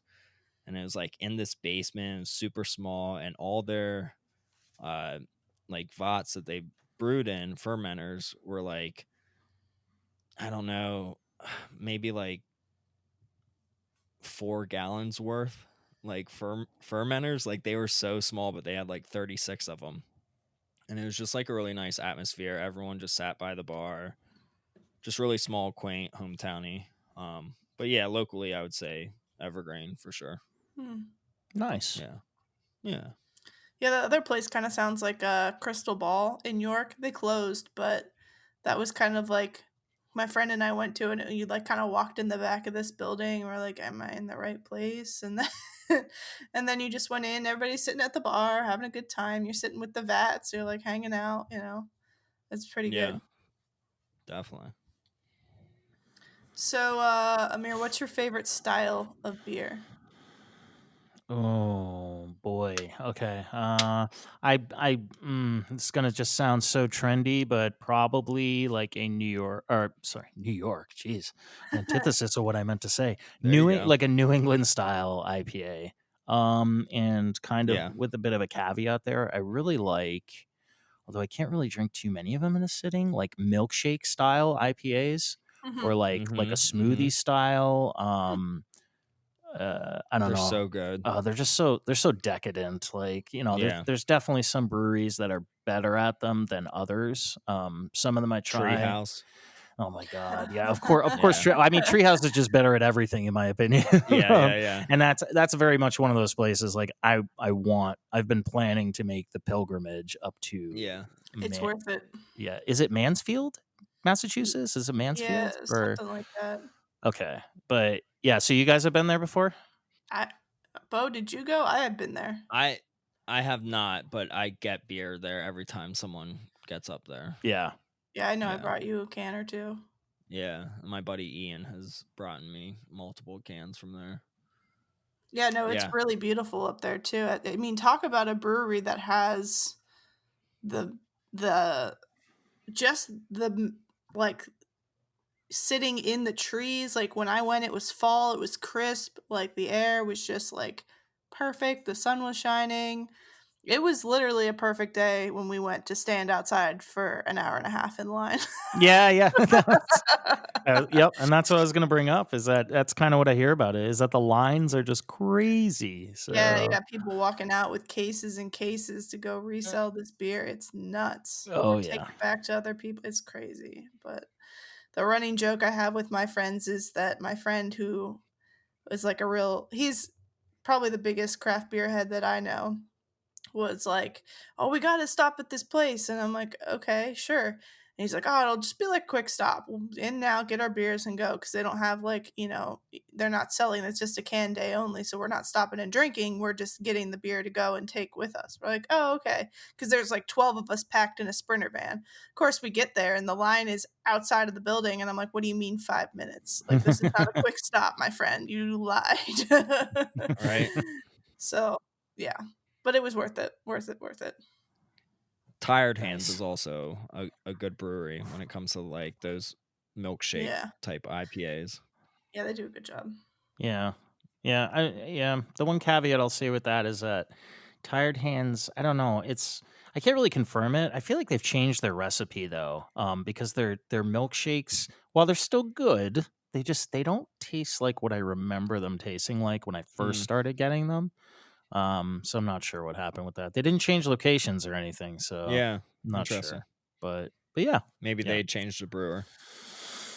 possibly, yeah. But Yeah. great milkshakes from Tired Hands, nonetheless, Yeah. for sure. Yeah. Favorite go-to beer, like a simple beer. Something that you S- can get anywhere. Like Oh, if you go okay. to a dive bar, this is where you're going. Yep. Okay. So I have like my two there's like we have this brew share group chat on Instagram. It's like me and a bunch of guys, and we talk about this concept. We call it filler beers, where it's Yeah. like, Yeah. okay, like you have your fridge full of all these expensive craft beers from Treehouse, Equilibrium, Other Half, all these kinds of places. Mm-hmm. But then it's like it gets very expensive, and not only Yep. expensive but like filling. Like you Yep. have a couple of those and you walk past a mirror and you're like, when did I get so fucking fat? Like, what the, Yeah. Yep. you know what I mean? It's like your Me stomach. every day. Oh, Yeah. dude, it happens to me too. So it's like, Yeah. I'll walk past the mirror and I'm just like, why is my stomach just like sticking straight out? And it's like, it's very filling. So Yeah. we talk about this. It's like, you have to have these like in between beers where it's like I don't want to stop drinking, It's a but palate cleanser. I can. Yeah, you could say that too. Absolutely, or a gut cleanser, however you want to phrase that. but but yeah, so I really like if I just kind of ran out of beer and I just want to go to the distributor and get something. Sierra Nevada actually makes these two now. There's I think it's Hazy Little Thing, and then there's Fantastic Haze. Fantastic Haze is like the 9% version of Hazy Little Thing, and I it's like haven't had that one. as time has gone on, I just stopped buying Hazy Little Thing and I just Oh, go boy. straight for the Fantastic Haze because I'm like, all right, let's not fuck around. Let's go straight for the 9%, and then I'll just have to drink less. But in reality, I just keep drinking anyway. So, So yeah, that's a palate cleanser. Is it 9%? that's my palate cleanser, bro. All right, I'm that's funny. I'm a savage. I was looking for like for me it'd be like Rolling Rock. Yeah. Oh, okay. Well, Yeah. okay. So, Yingling. I'd say probably Yingling then. Yeah, all right. Yeah, that's Fair like enough. mine. That or Miller is like my cracker in Yeah. between wine tastings. I'm fine with Miller's, yeah. Yeah. I'm fine with cheap beer, honestly. I don't want it all the time, but I like that occasional like, I should drink water, but here's a Rolling Rock instead. Right. Yeah, exactly. Yeah, sometimes I'll be like, I'm like, I really should drink a water, but I'm not ready for a water, so I'll have an Amstel Light. You Yeah, know what I exactly. mean? Like, I'm like, it's basically water, so it's fine. Yeah.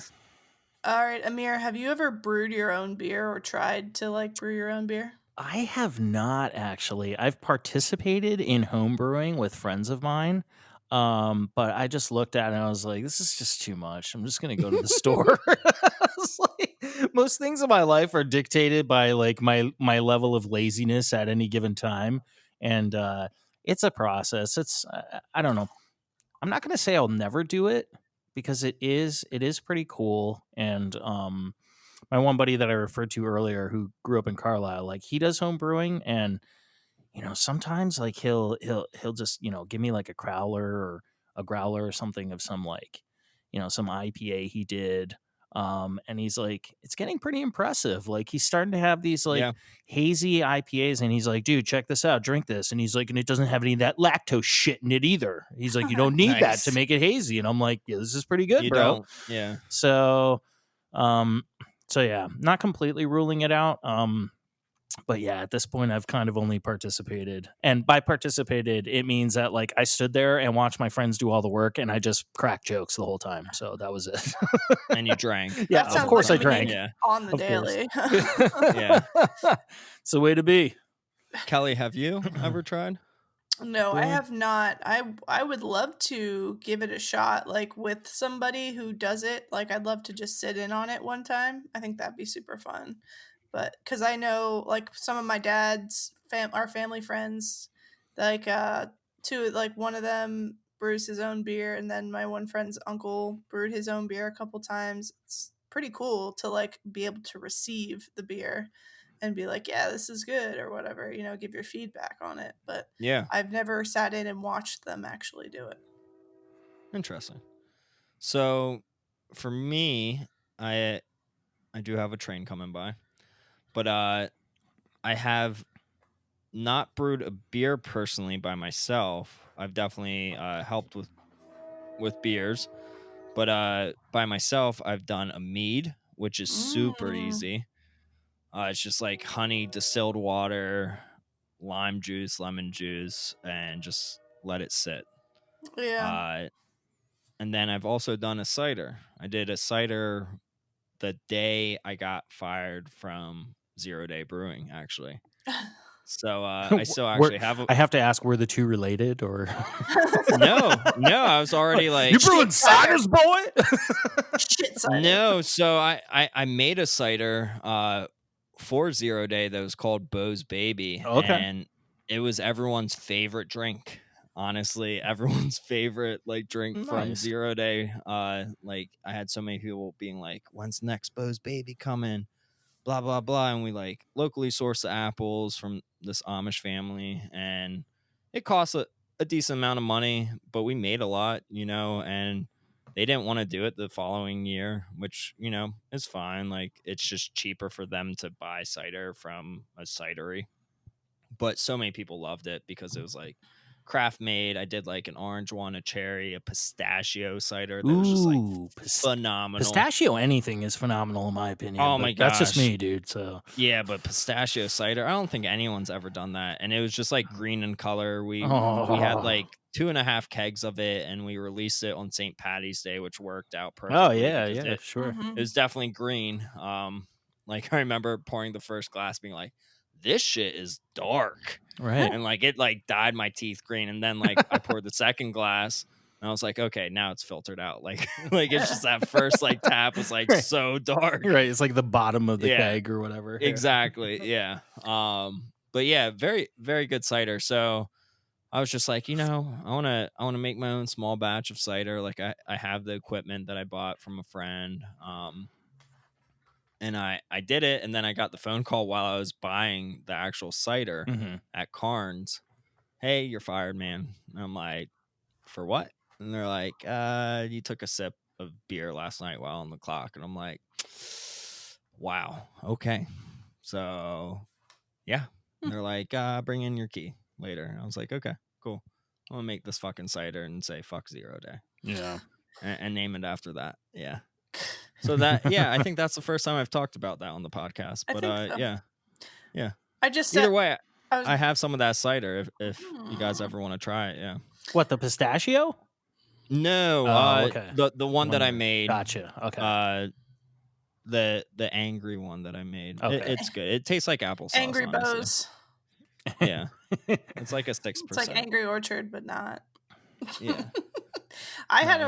When you were talking, I had a recovered memory when you were talking about the mead. I was involved in a winemaking once. Ooh. In college, we put a bunch of yeast and shit in some Welch's grape juice and let it sit. And That sounds like some hooch. oh, Yeah, dude, it that's was it's straight poor like- college student hooch. It's like bathtub wine. Oh my god, Yeah. yeah, it was bad. No, the first one went really well.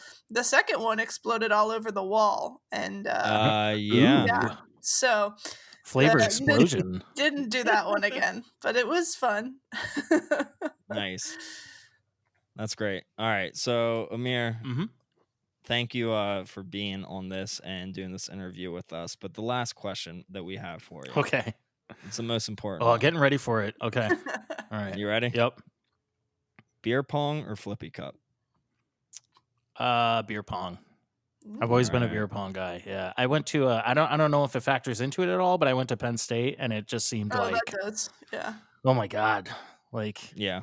I think out of like every like 1,000 games of beer pong I played there, I played maybe one game of Flippy Cup. So it's still fun. nice. Don't get me wrong. Like I Flippy mean, I Cup's love fun. flippy cup. It is but fun. yeah, beer pong's where it's at. That's like where the true pros are, right? It Yeah. is. It is. Yeah. It's where the real men go to live and die, and women, not just men. So Thank you. Thank you.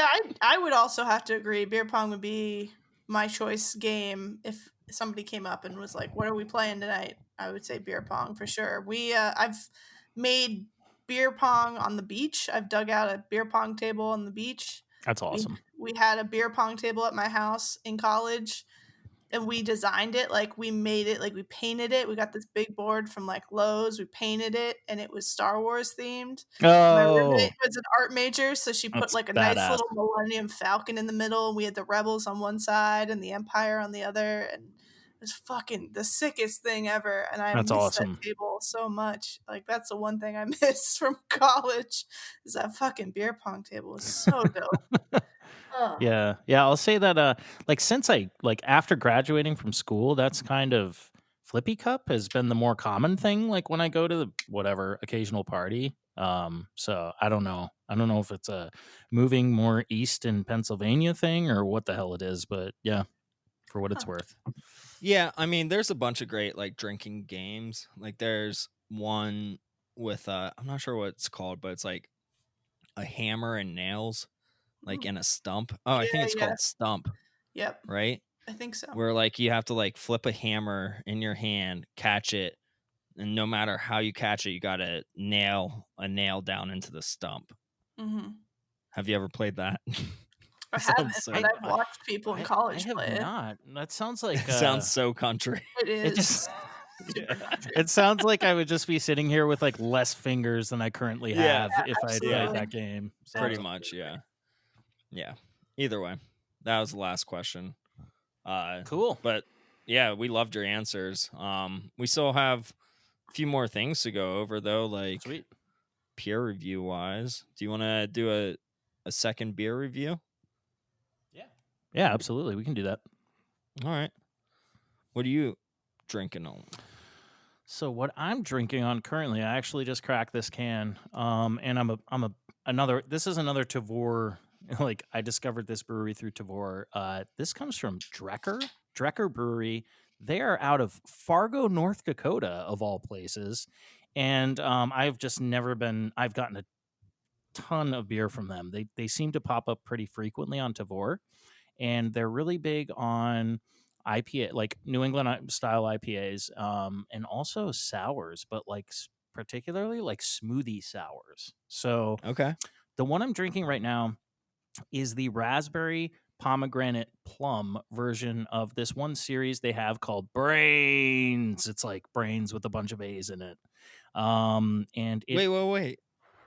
Who's this from? this is It's from not the same. Drecker. It's not the same one. I was thinking the same thing. What the fuck? I'll send you guys a picture of it on Instagram so you know what I'm That's talking about. so weird because there's one of my favorite beers is Brains with a bunch of A's and like a couple I's from Springhouse Brewery out in Lancaster, Pennsylvania. Pumpkin season is upon us. I know. That's so wild though that like people can use the same names. I mean, the word Yeah. brain All isn't trademarked. I know, but it's weird. I know.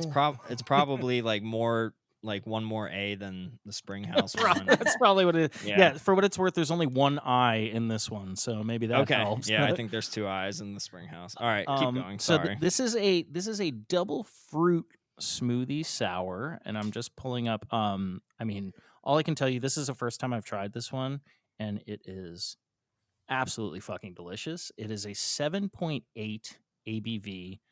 And it pours very thick.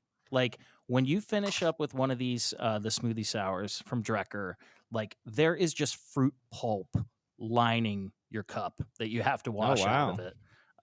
it. I like to tell my friends, I'm like, dude, it's like baby food with alcohol in it, basically. Interesting. Really, really good though. I love yeah, sorry, I'm just kind of like I'm kind of taken aback because I just took my first sip of it and I'm like, oh my god, these guys never let me down. So this is on Tavour. According to Tavour, this Brains is loaded up with an irresponsible amount of raspberry, pomegranate, and plum for ridiculously sweet, tart, thick, and jammy tasting experience. And I would say that's absolutely accurate. It has a 4.46 score on Tavour, which is not Tavour, sorry, Untapped, which is pretty great. So I just want to know what an irresponsible versus a responsible amount of strawberries is. I think it's really like with or without condoms, right? That's what it comes Right. down to. So if you're eating your strawberries protected, you're fine. But if not, then there's a high chance that something could go wrong. I understand now. Okay. I think that's what it boils down to. Okay. So I am drinking my beer right now. Yours sounds good, Amir. I'm drinking mine. Let me take one more sip. All right. I like it. ASMR. Wow. Yeah.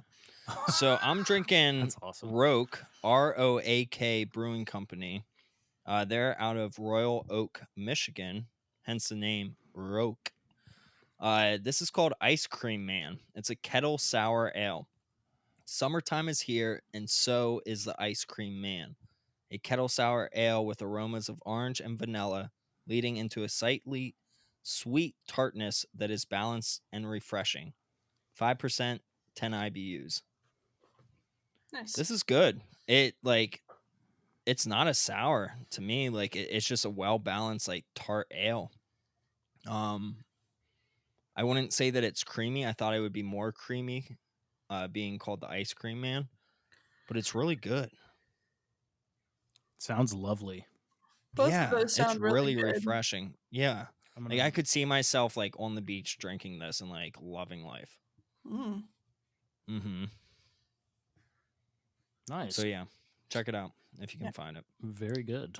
I don't have a second beer because I'm still working on my crowler, which is enough beer for one night That's fine. on a work night. So, Kelly, what have you been playing?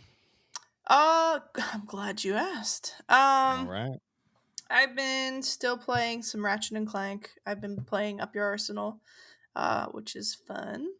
Um, I also have been playing some Overwatch. I know I sent you a picture the other night. You were like, "What is Mhm. that?" And I was like, "Overwatch," because they have an event right now going on, the Summer Games event. So my friends and I like to play that, and they have a game mode right now out that only comes out during the Summer Games, and it's called Lucio Ball. So it's you're playing soccer, but you're playing with the one hero named Lucio. And they have a new version this year where instead of one soccer ball, there's two soccer balls, and then another one drops periodically during the match that is worth 3 points. So if you hit that ball in, you get 3 points instead of one. So it's just been like chaotic playing it. But the thing is that like my friends and I are so good at it. We were undefeated for like over 20 matches.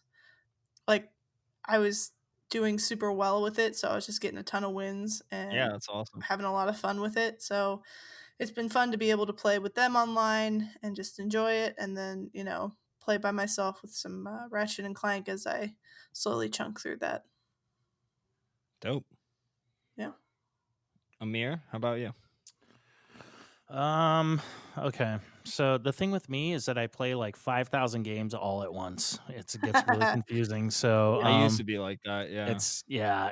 I'm just getting so ADD. I mean, I have like adult Mhm. onset ADD. I feel like because I'm just Yeah. banging through this stuff lately. But no, I kind of touched upon it earlier in the episode, which is that I got Xbox Game Pass recently, and I Yeah. discovered just this treasure trove of modern Metroidvanias that I had previously not played. So, Yeah. one of them that came out, actually, the most recent one that came out is called Carrion, Carrion. I don't know if you guys have heard of this. It launched for, No. I don't think it came out for PS4 yet. It's on the Switch and the Xbox. And it is it's like your standard it's a Metroidvania. I believe that there's an element of it that's kind of like procedurally generated, but the thing that's so cool about it is it's kind of like an alien film, but like you're the alien. So Mm. like you're going Mm. around and it's like like you're like this escaped like alien specimen that escaped from a laboratory on this large like space station, and you're just kind of like progressing through the space station and just killing all the fucking humans on board to like get through the game. And it's like you get different abilities to unlock different areas, and it's pretty cool. It's really cool. It's very like pixel, like voxel heavy kind of graphics. Yeah, I'm looking at it right now. It's very red. Yes. Yeah, yeah. You're like this large, like tentacled red creature. And for that reason, it's cool because it's like you whip around really fast because as you move, like your tentacles just like automatically attach to the surroundings and just pull you through the map. So like Yeah. you kind of move around really quickly. And it's awesome. I'm having a lot of fun with that. What else? I've also been playing like the Ori games. So Oh like my god, I love Ori so much. dude, I'm just like It is so good. I'm playing these and I'm like, why did it take me so long to finally play these games? I have to be honest, like I heard of them as soon as they came out. Well, Will of the Wisps, the second one, just came out recently. Yeah. So I actually started playing that thinking it was the first one. And then I was like, oh Mm. wait, this is the second one. I got to go back and play the Yeah. first one. So I've been Yeah, good. playing Ori and the Blind Forest a lot, and they're just I don't even know how to say it. Like both like visually and from an audio like they're just really pretty games. There's something They are very like amazing. peaceful about it, but contrasting that, like there are definite moments where you just want to tear your fucking hair out because there's Mhm. some very challenging platforming. There's some Mhm. very challenging like puzzle elements to it, Mhm. and so they've been tough, but I I'm really enjoying these games. I can't wait to get through Blind Forest. So I you can. are doing blind forest first Yes, yeah. now. I'm gonna do. Okay, I'm gonna good. do it up proper. Although like I got a little bit spoiled by the little bit I played, maybe like 40 Yeah, minutes of Will of the Wisps, and I'm it's like, okay. I can't wait to get back to that because there are some definite, I think, like quality of life improvements in the second one. Yeah. But no, I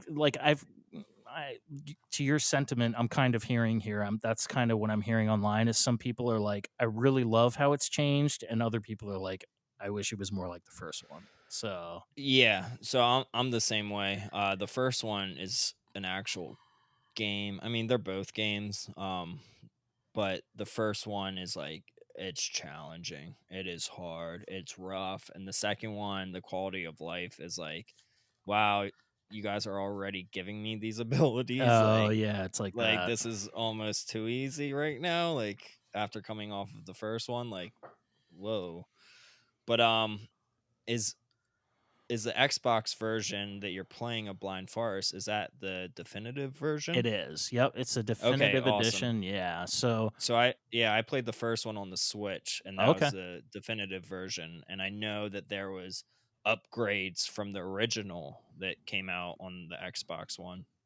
And it was definitely quality of life improvements from the Switch to the Xbox One. So that's cool that they made it the definitive version on the Xbox One now as well. Yep. ESA is, I just saw it actually before we recorded the podcast. I got an email. I believe uh, Blind Forest is on sale on the Switch for $13.99 right now. So Dope. i- Totally buy it if if you you don't have are it. It's so looking good. for it, yeah, it's on sale right now. So They're snag just that. they're It's awesome so good. games. Yeah, they're like if you're looking for like a dense story, this is Hmm. not the game to, but it doesn't matter because it's like the fact that it doesn't have a dense story to it actually like plays into how great the game is, you know. It's a really good story though for what it It is. is. Like it It's like simple, but it made my wife cry on both games multiple and I times. can So see why because it's like it's super cute and touching it's at sad certain though, point. Yeah, yeah. exactly, you Yeah. know.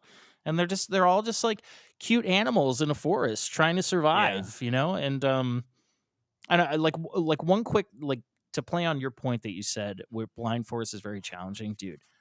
That one part where I think it's like the water temple, right? It's like when Mhm. you beat the Mhm. water Mhm. temple and then you have to escape from it as the water levels Mhm. are rising. It's the worst part ever Oh my in the god! game. I just like I can't tell you. I probably spent like Did you beat it? I did. That part? I did beat Okay, that good. part. Yep. Yeah. It feels so good. You It took immediately get a boner. oh my You're like, "Fuck yeah." it was like Sorry, Kelly. Sorry. I will completely Why echo is that that sentiment. sorry? There was a huge boner, but it was just one of those things where I was just like like I literally sat for 2 hours, like I was screaming at my television over Yes. and Oh over. I yeah. was just like, why is it so hard? You know what I mean? I Yeah. was like, Yeah. why even make it that if I can't beat it, why make this game? Yep. So yeah, that was frustrating. But to your point, when you finally beat it, it's great. Um, Yes. It's so good. so sorry, I don't You want feel like a boss like beating that game. The second one I didn't really feel like a boss. to. Okay, Like so you beat the there's second one already then? oh yeah, Okay, definitely. Like as soon as it came out, yeah. okay. Yeah. I'm looking. Within a week. And I didn't even own an Xbox One. My tattoo artist was like, "Here's my other Xbox One that you can borrow." And I Oh, was just like, to play "Cool." this game. That's cool. So my That's only cool. Xbox One game that I own that's on my shelf is Ori. Oh, okay. Okay. Willow the Wisp. Yeah. Nice. Yep. Okay, sorry. I don't want to monopolize too much time here. I'll just bang through these next ones real Oh, quick. it doesn't matter. Played The Messenger. Has anybody played The Messenger? Mm-mm. No, but I want to. I've heard such great things on this game. Dude, it's awesome. It's so like And that's a Metroidvania as well, right? it is, but it doesn't start as one. Like there's a It's substantial linear or what? at first it's linear, but then you Okay, hit dope. like I don't want to spoil it for you because it's really cool to just discover for the first time. At first you hit like it's very linear, it's levels and bosses. And then you hit a certain point and the game shifts. And I don't want to Fuck say yeah. how it shifts, but it's like, wow, it's a different game now. And I then like that. it kind of becomes a Metroidvania. But it's really humorous. Just the characters and the script and just some of the shit they say There's a storekeeper character who's just it's hilarious. Like Okay. there's no like audible dialogue, but if you just take the time to read it, it's really funny. So that one's been rewarding to play. And then I don't know, probably a lot of people will flame me for this because it's not one of the most popular games, but No Man's Sky. I've really Mm. I'm one of those people that got it. Like, I bought No Man's Sky day one, and of course, Mm-hmm. everybody just shit all over that game because Me too. it wasn't what they were like they promised it to be back in, I think it was 2016 when it came out. But they have really, like, Hello Games has done an amazing job of releasing these patches for it that just adds more and more and more to the game, and it's so engrossing. And I think I'm up to like 85 hours into it at this point, and Wow. just the Hmm. amount of stuff you can explore and build, and um I don't know, it's quickly becoming like it's getting into like my top 10 favorite games of all time. So Wow. Are you playing with friends then? no, see, that's the thing. It's like I'm not really big into multiplayer gaming. Yeah, same. um I like co-op multiplayer. Like I played a lot of the Destiny games. I played Destiny 1 and 2 quite a bit. I don't really play them anymore. I kind of fell out of Destiny 2. But there is that option in No Man's Sky where it's like you can go exploring with your friends. Um, but personally, I play video games to escape reality, not to Yeah. have some like 8-year-old calling me a fucking noob. Like, you Yeah. know what I mean? So, Yeah. um, but it's great. It's I don't know. I recommend it. Like, anybody like who is turned off by the bad press, um, give it another visit because it's truly it's matured into an amazing game. So Are you playing in VR? okay, it's so crazy that you just asked that. So I have PSVR, and I don't use it much because I'm prone to motion sickness, Mm-hmm. unfortunately. Hear So that? I have to wear C bands when I play Mm-hmm. VR. Mm-hmm. What is And that? they're little like bands that go around your wrists, and they apply pressure to like an acupressure point in your body, that like if you're on a What? boat and you're getting seasick, you wear these bands and all of a sudden you're just not What? seasick They anymore. work, bro. They work. They What? do work. It's great. Like, when I bought them, it was a last ditch. What? Like, dude, I was taking Dramamine Oh my God. so I could play No. VR, and then I'm like falling asleep in the middle of No. the game. I'm like, I can't do this.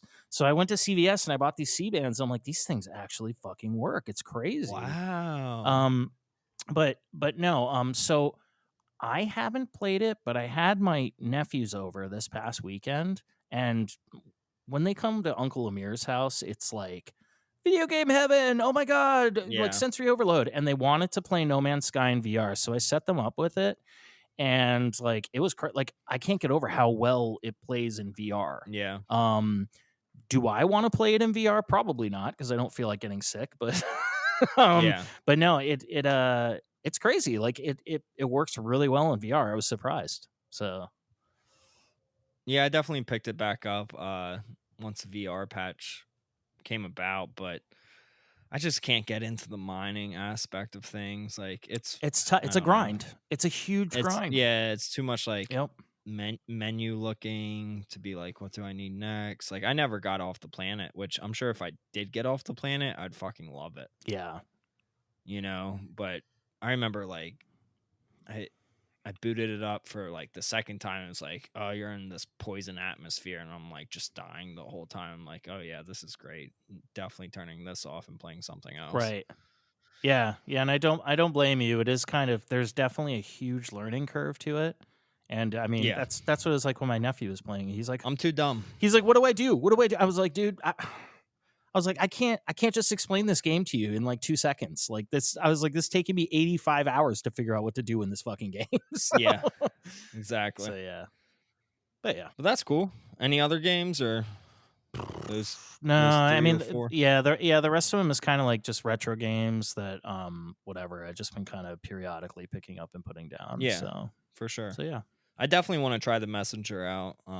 That's It's awesome. It's so it's on my great. list Yeah. to get, but after I beat some of the games that I need to beat. Right, right.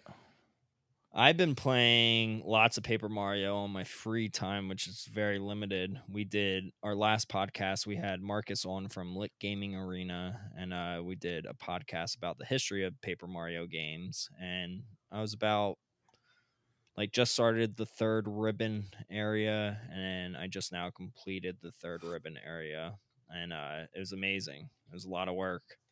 It was the longest like one area took in the Paper Mario Origami King game, but a lot of fun. Still really enjoying the game. I tried playing it last night, but my wife gave me a melatonin, and I brought it up to bed, and like got like 30 minutes into it. I was like, I gotta put this down before this switch hits me in my face. like, like this is not going to be good. Right.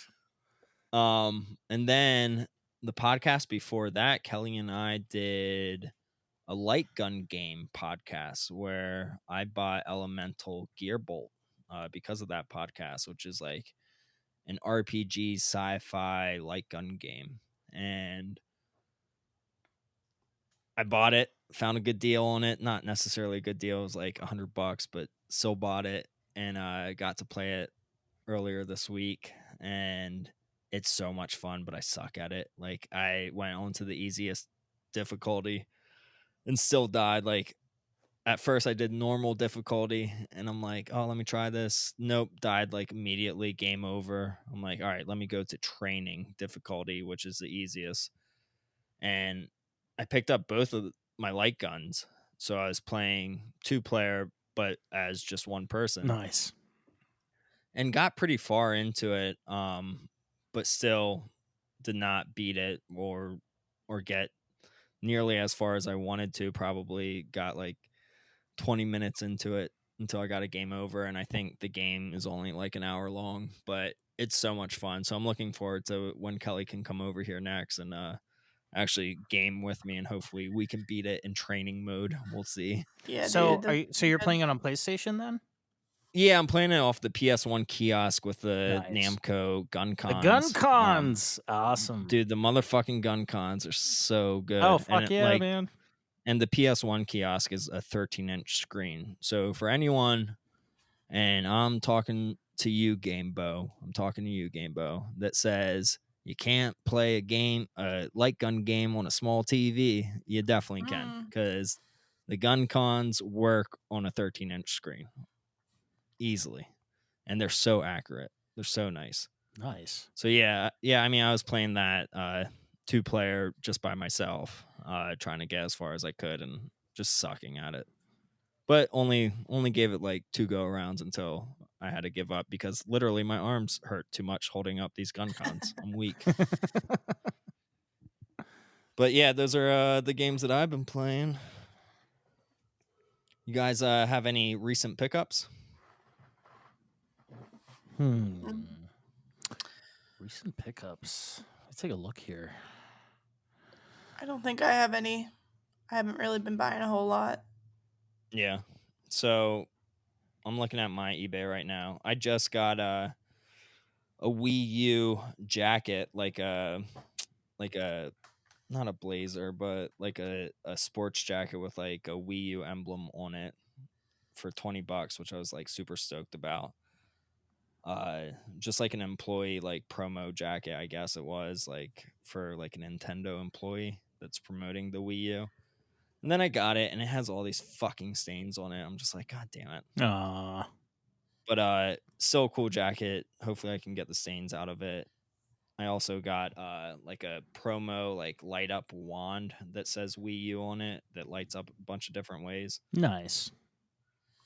And yeah, I've been collecting for the Wii U lately, but these packages are taking forever. Oh, dude, tell me about it. It's Service, yeah. crazy. It's Save crazy, the postal man. service. Save it, Yeah. save it, save it. Seriously, everybody. Go So buy I'm not stamps. gonna get political here, but whoever's trying to kill the postal service, fuck those people. That's all I have to say, and I'm gonna leave it at that. Yeah. So I mean, I work in the shipping department at my job, and eBay says like as soon as I'm trying to like print something off of USPS like through the eBay like app or website, it's like, oh, you might want to use something else because it's going to take a while. And it's just like, ugh. That sucks, dude. But like, we're still going to use it. Like, eBay, you're messing up too. Like, I don't know. It's definitely a political thing that's Yeah, getting messed up. I know. And then it looks like I bought 2 Totoro plushies. I So like that must I have like been this because you're like me, dude. You're like, what are your pickups? And you're like, I don't know. I buy so much shit. I don't know. You're like, it looks yeah, like I bought this. I forgot I yeah. bought it. Definitely a Oh, drunk night talking about Totoro. dude, I know what I bought. I know what I bought because it just came in Okay. yesterday. So, all right, so I bought this Legends of the Hidden Temple pint glass at an Yes. antique mall. I found it for $5, which was dope. Very excited. So then you were like, "Oh, that's so cool. I love it." And I was like, "I wonder what else they have out there." So I just kind of did a quick eBay search on Legends of the Hidden Temple. And then like I was looking and I found this listing for I guess some minor league sports team in Brooklyn did a What? giveaway of a mini shrine of the silver monkey and Olmec head where his little lip bobbles back and forth. So I bought it. Dope. How much was that? I can't even remember. I think it was like 60 Too bucks. much. It was like Oh my 60 god. bucks. Yeah. Alright. But it was I like can't wait to see. it's so fucking cool. I put it in my living room because that shit well, that was my favorite show. Like Oh, that yeah. was it. So good. I have They But need not to bring seen it that in a back. long time, but yeah, right? So awesome good. show. So Yeah, it's so good. I've got them sitting in my living room so I can display them next to my plants. So I've got a nice little shrine of the silver monkey that comes apart in 3 pieces, and then Olmec with his little lip that bobbles back and forth. Hell yeah. It's great. Okay, so I'm looking like Beau. I'm consulting my eBay purchased section right here. So let me think. What did I get here? I got a Konami Bucky O'Hare handheld. Like the Tiger handheld games, Yeah, but yeah, the that's Konami dope. ones. So this one's kind of rare. I don't know. I'm whenever I see something that has Bucky O'Hare on it, I just can't resist it. That's like your guy.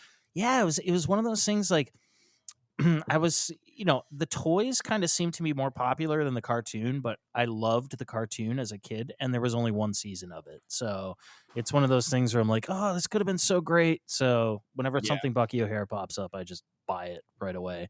dope. Um, Wolf Child, I already brought that up. Yeah, Wolf Child for the Genesis. Found a nice copy of that. Let's see. Apparently, I bought a Castlevania 2 Simon's Quest Tiger handheld as well. Dope. Yeah, and otherwise just some loose carts. I bought a Turtles in Time for the SNES finally. I wanted to own that for a while. And yeah, that looks like it's it. So, Dope. Yeah, the other games that I bought were just like a few Wii U games. I got Terraria, DuckTales, and Hello Kitty Woo. New. Yeah, I got Kitty for like $52 brand new, and I'm just going to keep it new. I don't plan on playing it, but it was a rare game to begin with.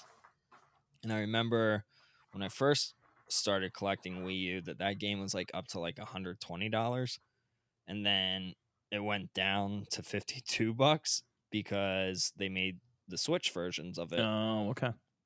But I mean, if you can find it for $52 and you're someone like me where you collect to eventually sell someday, yeah, it was a rare game, so it's always going to be a rare game. And if it went up to 125 at one point, it's definitely going to double, once people start collecting for Wii U heavily, which will eventually happen. So, Yeah, absolutely. yeah, yeah. And then I got a few Wonder Swan games and a new Wonder Swan, but yeah, you might have saw that on a post of mine. I did. Yeah, that's one of those. It's one of those. I've never owned a Wonder Swan, but it's always been intriguing to me. So Yeah, they're really cool. You can play them in different aspect ratios. The only thing with them is they're in Japanese. Most of the games are in Japanese, right, so it's sort of hard to play unless it's like a puzzle game like a or platformer or something like that. platformer. Yeah, Yeah. You're Can't not play yeah, you're not RPGs. playing RPGs on that, right? Yeah, Yeah. and unfortunately, there's some really good RPGs on it, like Final Fantasy 1 and 2, like, Really? remade. Yeah, remade and, like, better graphics, better sprites, and all that, yeah. That's pretty cool. I had no idea. Yeah. Alright, so last question before we close it out. Oh boy. What are your top 3 games to play while intoxicated? Oh boy. Amir, you start this one off. Okay, top 3 while intoxicated. Boy, I almost feel like I needed to prepare this one. Okay. Did you, I hope? No, I didn't. I didn't prepare for this one, but I'm gonna Okay. I'm gonna wing it because Alright. I play a lot. Like, as soon as I hit like legit intoxicated, I'm like, I gotta go upstairs and play some retro games. So this is Yeah, for something that sure. happens pretty frequently. Um, I really like to play. I really like to play like shooters, like shmups. When I'm Yeah. into, I don't know. There's something about just like I'm a certain level of drunk and I can just zone out and then I can navigate bullet hell rather well. So I'd probably say like one that I find myself just kind of popping in on the reg when I'm drunk is Dodonpachi for the Sega Saturn. Okay. It's a port of an arcade game. The arcade version is awesome as well, but the Sega Saturn port is really pretty close. So I'd probably say yeah, Dodonpachi would be What's the English name of that, do you know? Dodonpachi. No, Okay. that's really like the only name there is. It didn't. I don't think it ever came to North America. So it's really you can only play like the Japanese versions, but it's Yeah, I have some shmups on the Sega Saturn, like burned copies. right. Yep. Yeah, same here. And I might have that game, I don't know. But there's some Um great shmups on the Saturn. And oh yeah, my like god. just that genre alone is great to play while drunk for sure. Yeah. Like the Saturn and the PC Engine, I would say are kind of like shmup heaven for me. And that's one of my favorite styles of games, so definitely spend a lot of time there. Another one that I find myself always firing up when I'm drunk because it's just fun and it's just something I've been playing since I was a kid is just Sonic 2, Sonic the Hedgehog 2 on the Genesis. Um, it's just, I don't know, it never ceases to be fun. I can just jump in and just fly through those levels and I love the music. I think it's absolutely hands down the best soundtrack on the Genesis. So I really enjoy that one. And Nice. then let me think. What's another one? It's another one I really like to play when I'm drunk. Uh, Probably. I don't know. I might have to just say Turtles in Time. Turtles in Time on the Super Nintendo. Right on. That is a That's good another fun one. one to play. Yeah. Yeah, classic, absolute classic. So Nice. yeah, Well, my top 3 would be any Katamari game. So Katamari Damacy, We Love Katamari, Katamari Forever, whatever you want. Katamari is great because it's all about rolling up objects, people, things, and every object that you roll up makes a weird sound. The music is great. It's all about just using the analog sticks, so like the controls aren't too tough. You're mainly like fighting with the camera angles, if anything. So you're just moving with your thumbs. It just feels natural. You can't really drunk drive a Katamari ball. My next one would be a game that either you know or you don't know. Peggle. It yep. came out for the PS3, I believe PS4 as well. It's such a simple game. I don't think there was ever a physical release on it. I'm pretty sure you can like get it on your cell phone as well. But it's like Plinko for Price is Right, where you like throw a ball down and just hit a bunch of pegs, try to get it into like the hole at the bottom that's moving to get a free ball, and you just try to get a high score or get rid of all the pegs, get rid of all the orange pegs. There's just like a bunch of different like little goals that you can do, but it's such an easy drunk game to play. and so rewarding, because if you do like a crazy high score, like an animal will pop up and you're like, good job, great. Nice. And then have you ever played at Peggle? I have not, but it sounds like a Japanese pachinko machine. Yeah, pretty much. Okay. Kelly, you've played Peggle, right? I think I played it once. Oh man. All right, you guys gotta look it up. So when you beat a Peggle level, it goes into Beethoven's like what's the main one? Ding, ding, ding, ding, ding, ding, ding.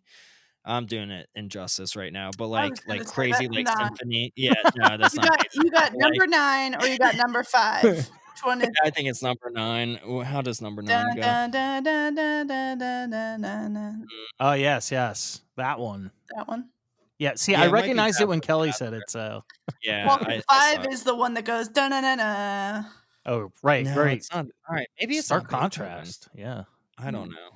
Yes, 5 is 5 is like mad, 9 is happy. Yeah, I gotta look this up. But another game that I love to play while drunk would be like House of the Dead 2. Going back to light gun Light gun games. games, hell yeah. Yeah, like you can just play any light gun game while drunk. It's so easy. Yes. It's so much fun. Mm-hmm. You'll lose a bunch probably because your accuracy's not that great, but it's so much fun. I can agree to that. Yeah. Agreed. Yeah. Some Time Crisis with a beer sounds pretty good. Time Crisis. Mhm. I would kill to have like the Time Crisis pedal on my floor in my house, though. You know what I mean? Right? Funny you say that. Remember the pedal? I Do you do. have the pedal, Kelly? I don't have the pedal, but I have a third-party controller that has a foot pedal and a Really? gun with like See, kickback. Yeah. I didn't even wait. You have a gun with kickback? Yeah, it's called the Super Jolt gun. Oh my god! All right, you have to send me all this information after this All right. because I've like so Beau brought up earlier the gun con, playing with the gun con, and I wanted to say the thing I miss most is playing Point Blank in the arcade Yeah. with the gun con that I didn't know actually. there was a Point Blank arcade. Oh, dude, that's where Point Blank is an arcade port Yeah, we said to the that to the though. PlayStation. So We so literally but I said was that. sort of drunk. But dude, in the Yeah. arcade, the guns actually clapped. Like there was a mechanical component that clapped back and forth every time you fired it. And I was always just like, my kingdom for a gun con that claps physically. I would love to have that. And then I'll send you what I have. with the foot, I want to know about this foot pedal. I'm very intrigued now. Oh, it's wonderful. And Beau, whenever I come over to play light guns, I'll bring it because it is quite an experience to play with. Yeah, I'm down. It's fun. Sounds dope.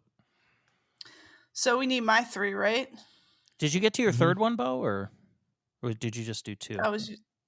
Oh yeah, no, I did 3. Okay, I thought I cut you off. Yeah. Sorry. No. All right. Top 3 to play while intoxicated. Number 1, Mario Kart. That's literally my go-to whenever I'm drinking. Is Yeah, playing Mario I was going Kart. to say that too. Yeah. Literally the go-to, or to play when you need to get intoxicated as a pregame. That was also another one of my go-tos. Number 2 is Mario Party. Same vein. I love getting together with my friends, having some beers, playing Mario Party, shit talking each other. It's just super fun. So those are like hand in hand. I feel like I usually play either one or both of those when I'm with my friends when we are drinking. And number 3, shocking to all listeners, is Dynamite Cop. So fuck yeah. That is, I think, one that I consistently played drinking at your house, Beau. Yes. I feel like every Amir, time I come over, somebody's there and we're like, we're playing Dynamite Cop. Hell yeah. Have you ever played Dynamite Cop, Amir? I'm Googling it right now because I'm like, oh, that sounds so familiar. So this was This is the Die Hard game. This was like the remake of Die Hard Arcade, right? For the Dreamcast. Okay, yeah. so I've played Die Hard Arcade for the Sega Saturn. So if that counts, then yes, I've played it. No. It is similar, but no. no. Similar. Okay. But you can use a baguette to punch an enemy with. Yeah. Yes. So that part I definitely remembered. Okay, so what is this? It is the sequel to the 1996 game Dynamite Deca, which was released outside Japan as Okay, so this is a sequel to Yes. Die Hard Arcade. Okay, so then no, But I they have not lost played the it. rights. Yeah, they lost the rights to Die Hard. Oh, Yeah. okay. Okay. It's so good. It's so So it's fucking on good. so it's on the Dreamcast then, is what you're saying. Yes, Yes. Okay. Dreamcast Yeah. and an arcade cabinet as well. Yeah, Sega. Yep, Sega Model 2. Okay, I'm gonna have to check this out. Awesome. I Yeah, learned something totally new. worth buying. Worth Yep. it, absolutely. Sweet. Yeah. I love it. Those are Good list. great 9 games, yeah. Good list. Well, Amir, thank you for coming on the podcast. I appreciate you giving us your time. No, thank you for having me on. This was a lot of fun. Absolutely. And where can everyone follow you at again? So you can find me on Instagram. I'm retro_brews, BREWZ. Dope. And that's also Untapped as well. On Untapped as well, absolutely. If you want to just see my list of alcoholism and the history of it, you can see it on Untapped. So That's why I deleted my Untapped. But I might actually, fuck it. Come back. Come back. Yeah, being an alcoholic is like the end thing right Oh, now. dude, with the so- pandemic, it's like Yeah. that's the cool thing to do is be an alcoholic. So It's the only thing we This- have going for this is our us. time to shine. Yeah, I drink so many good beers too. I need to let people know. Yeah. So I might join again. We'll see. Absolutely. But yeah, you can find me at Beau's_game room. You can find me on the Highway to Kel on Instagram or on Untapped. And then follow us at Precisely Podcast on Instagram. Make sure to check out our website, precisely.live. And we do have t-shirts and hoodies for sale. Our Patreon is up and active and live. So if you want to join, that'd be amazing. You get free stickers every month, all that jazz. But yeah, thank you guys for listening in. And stay tuned for the next episode. We out. We out. Peace.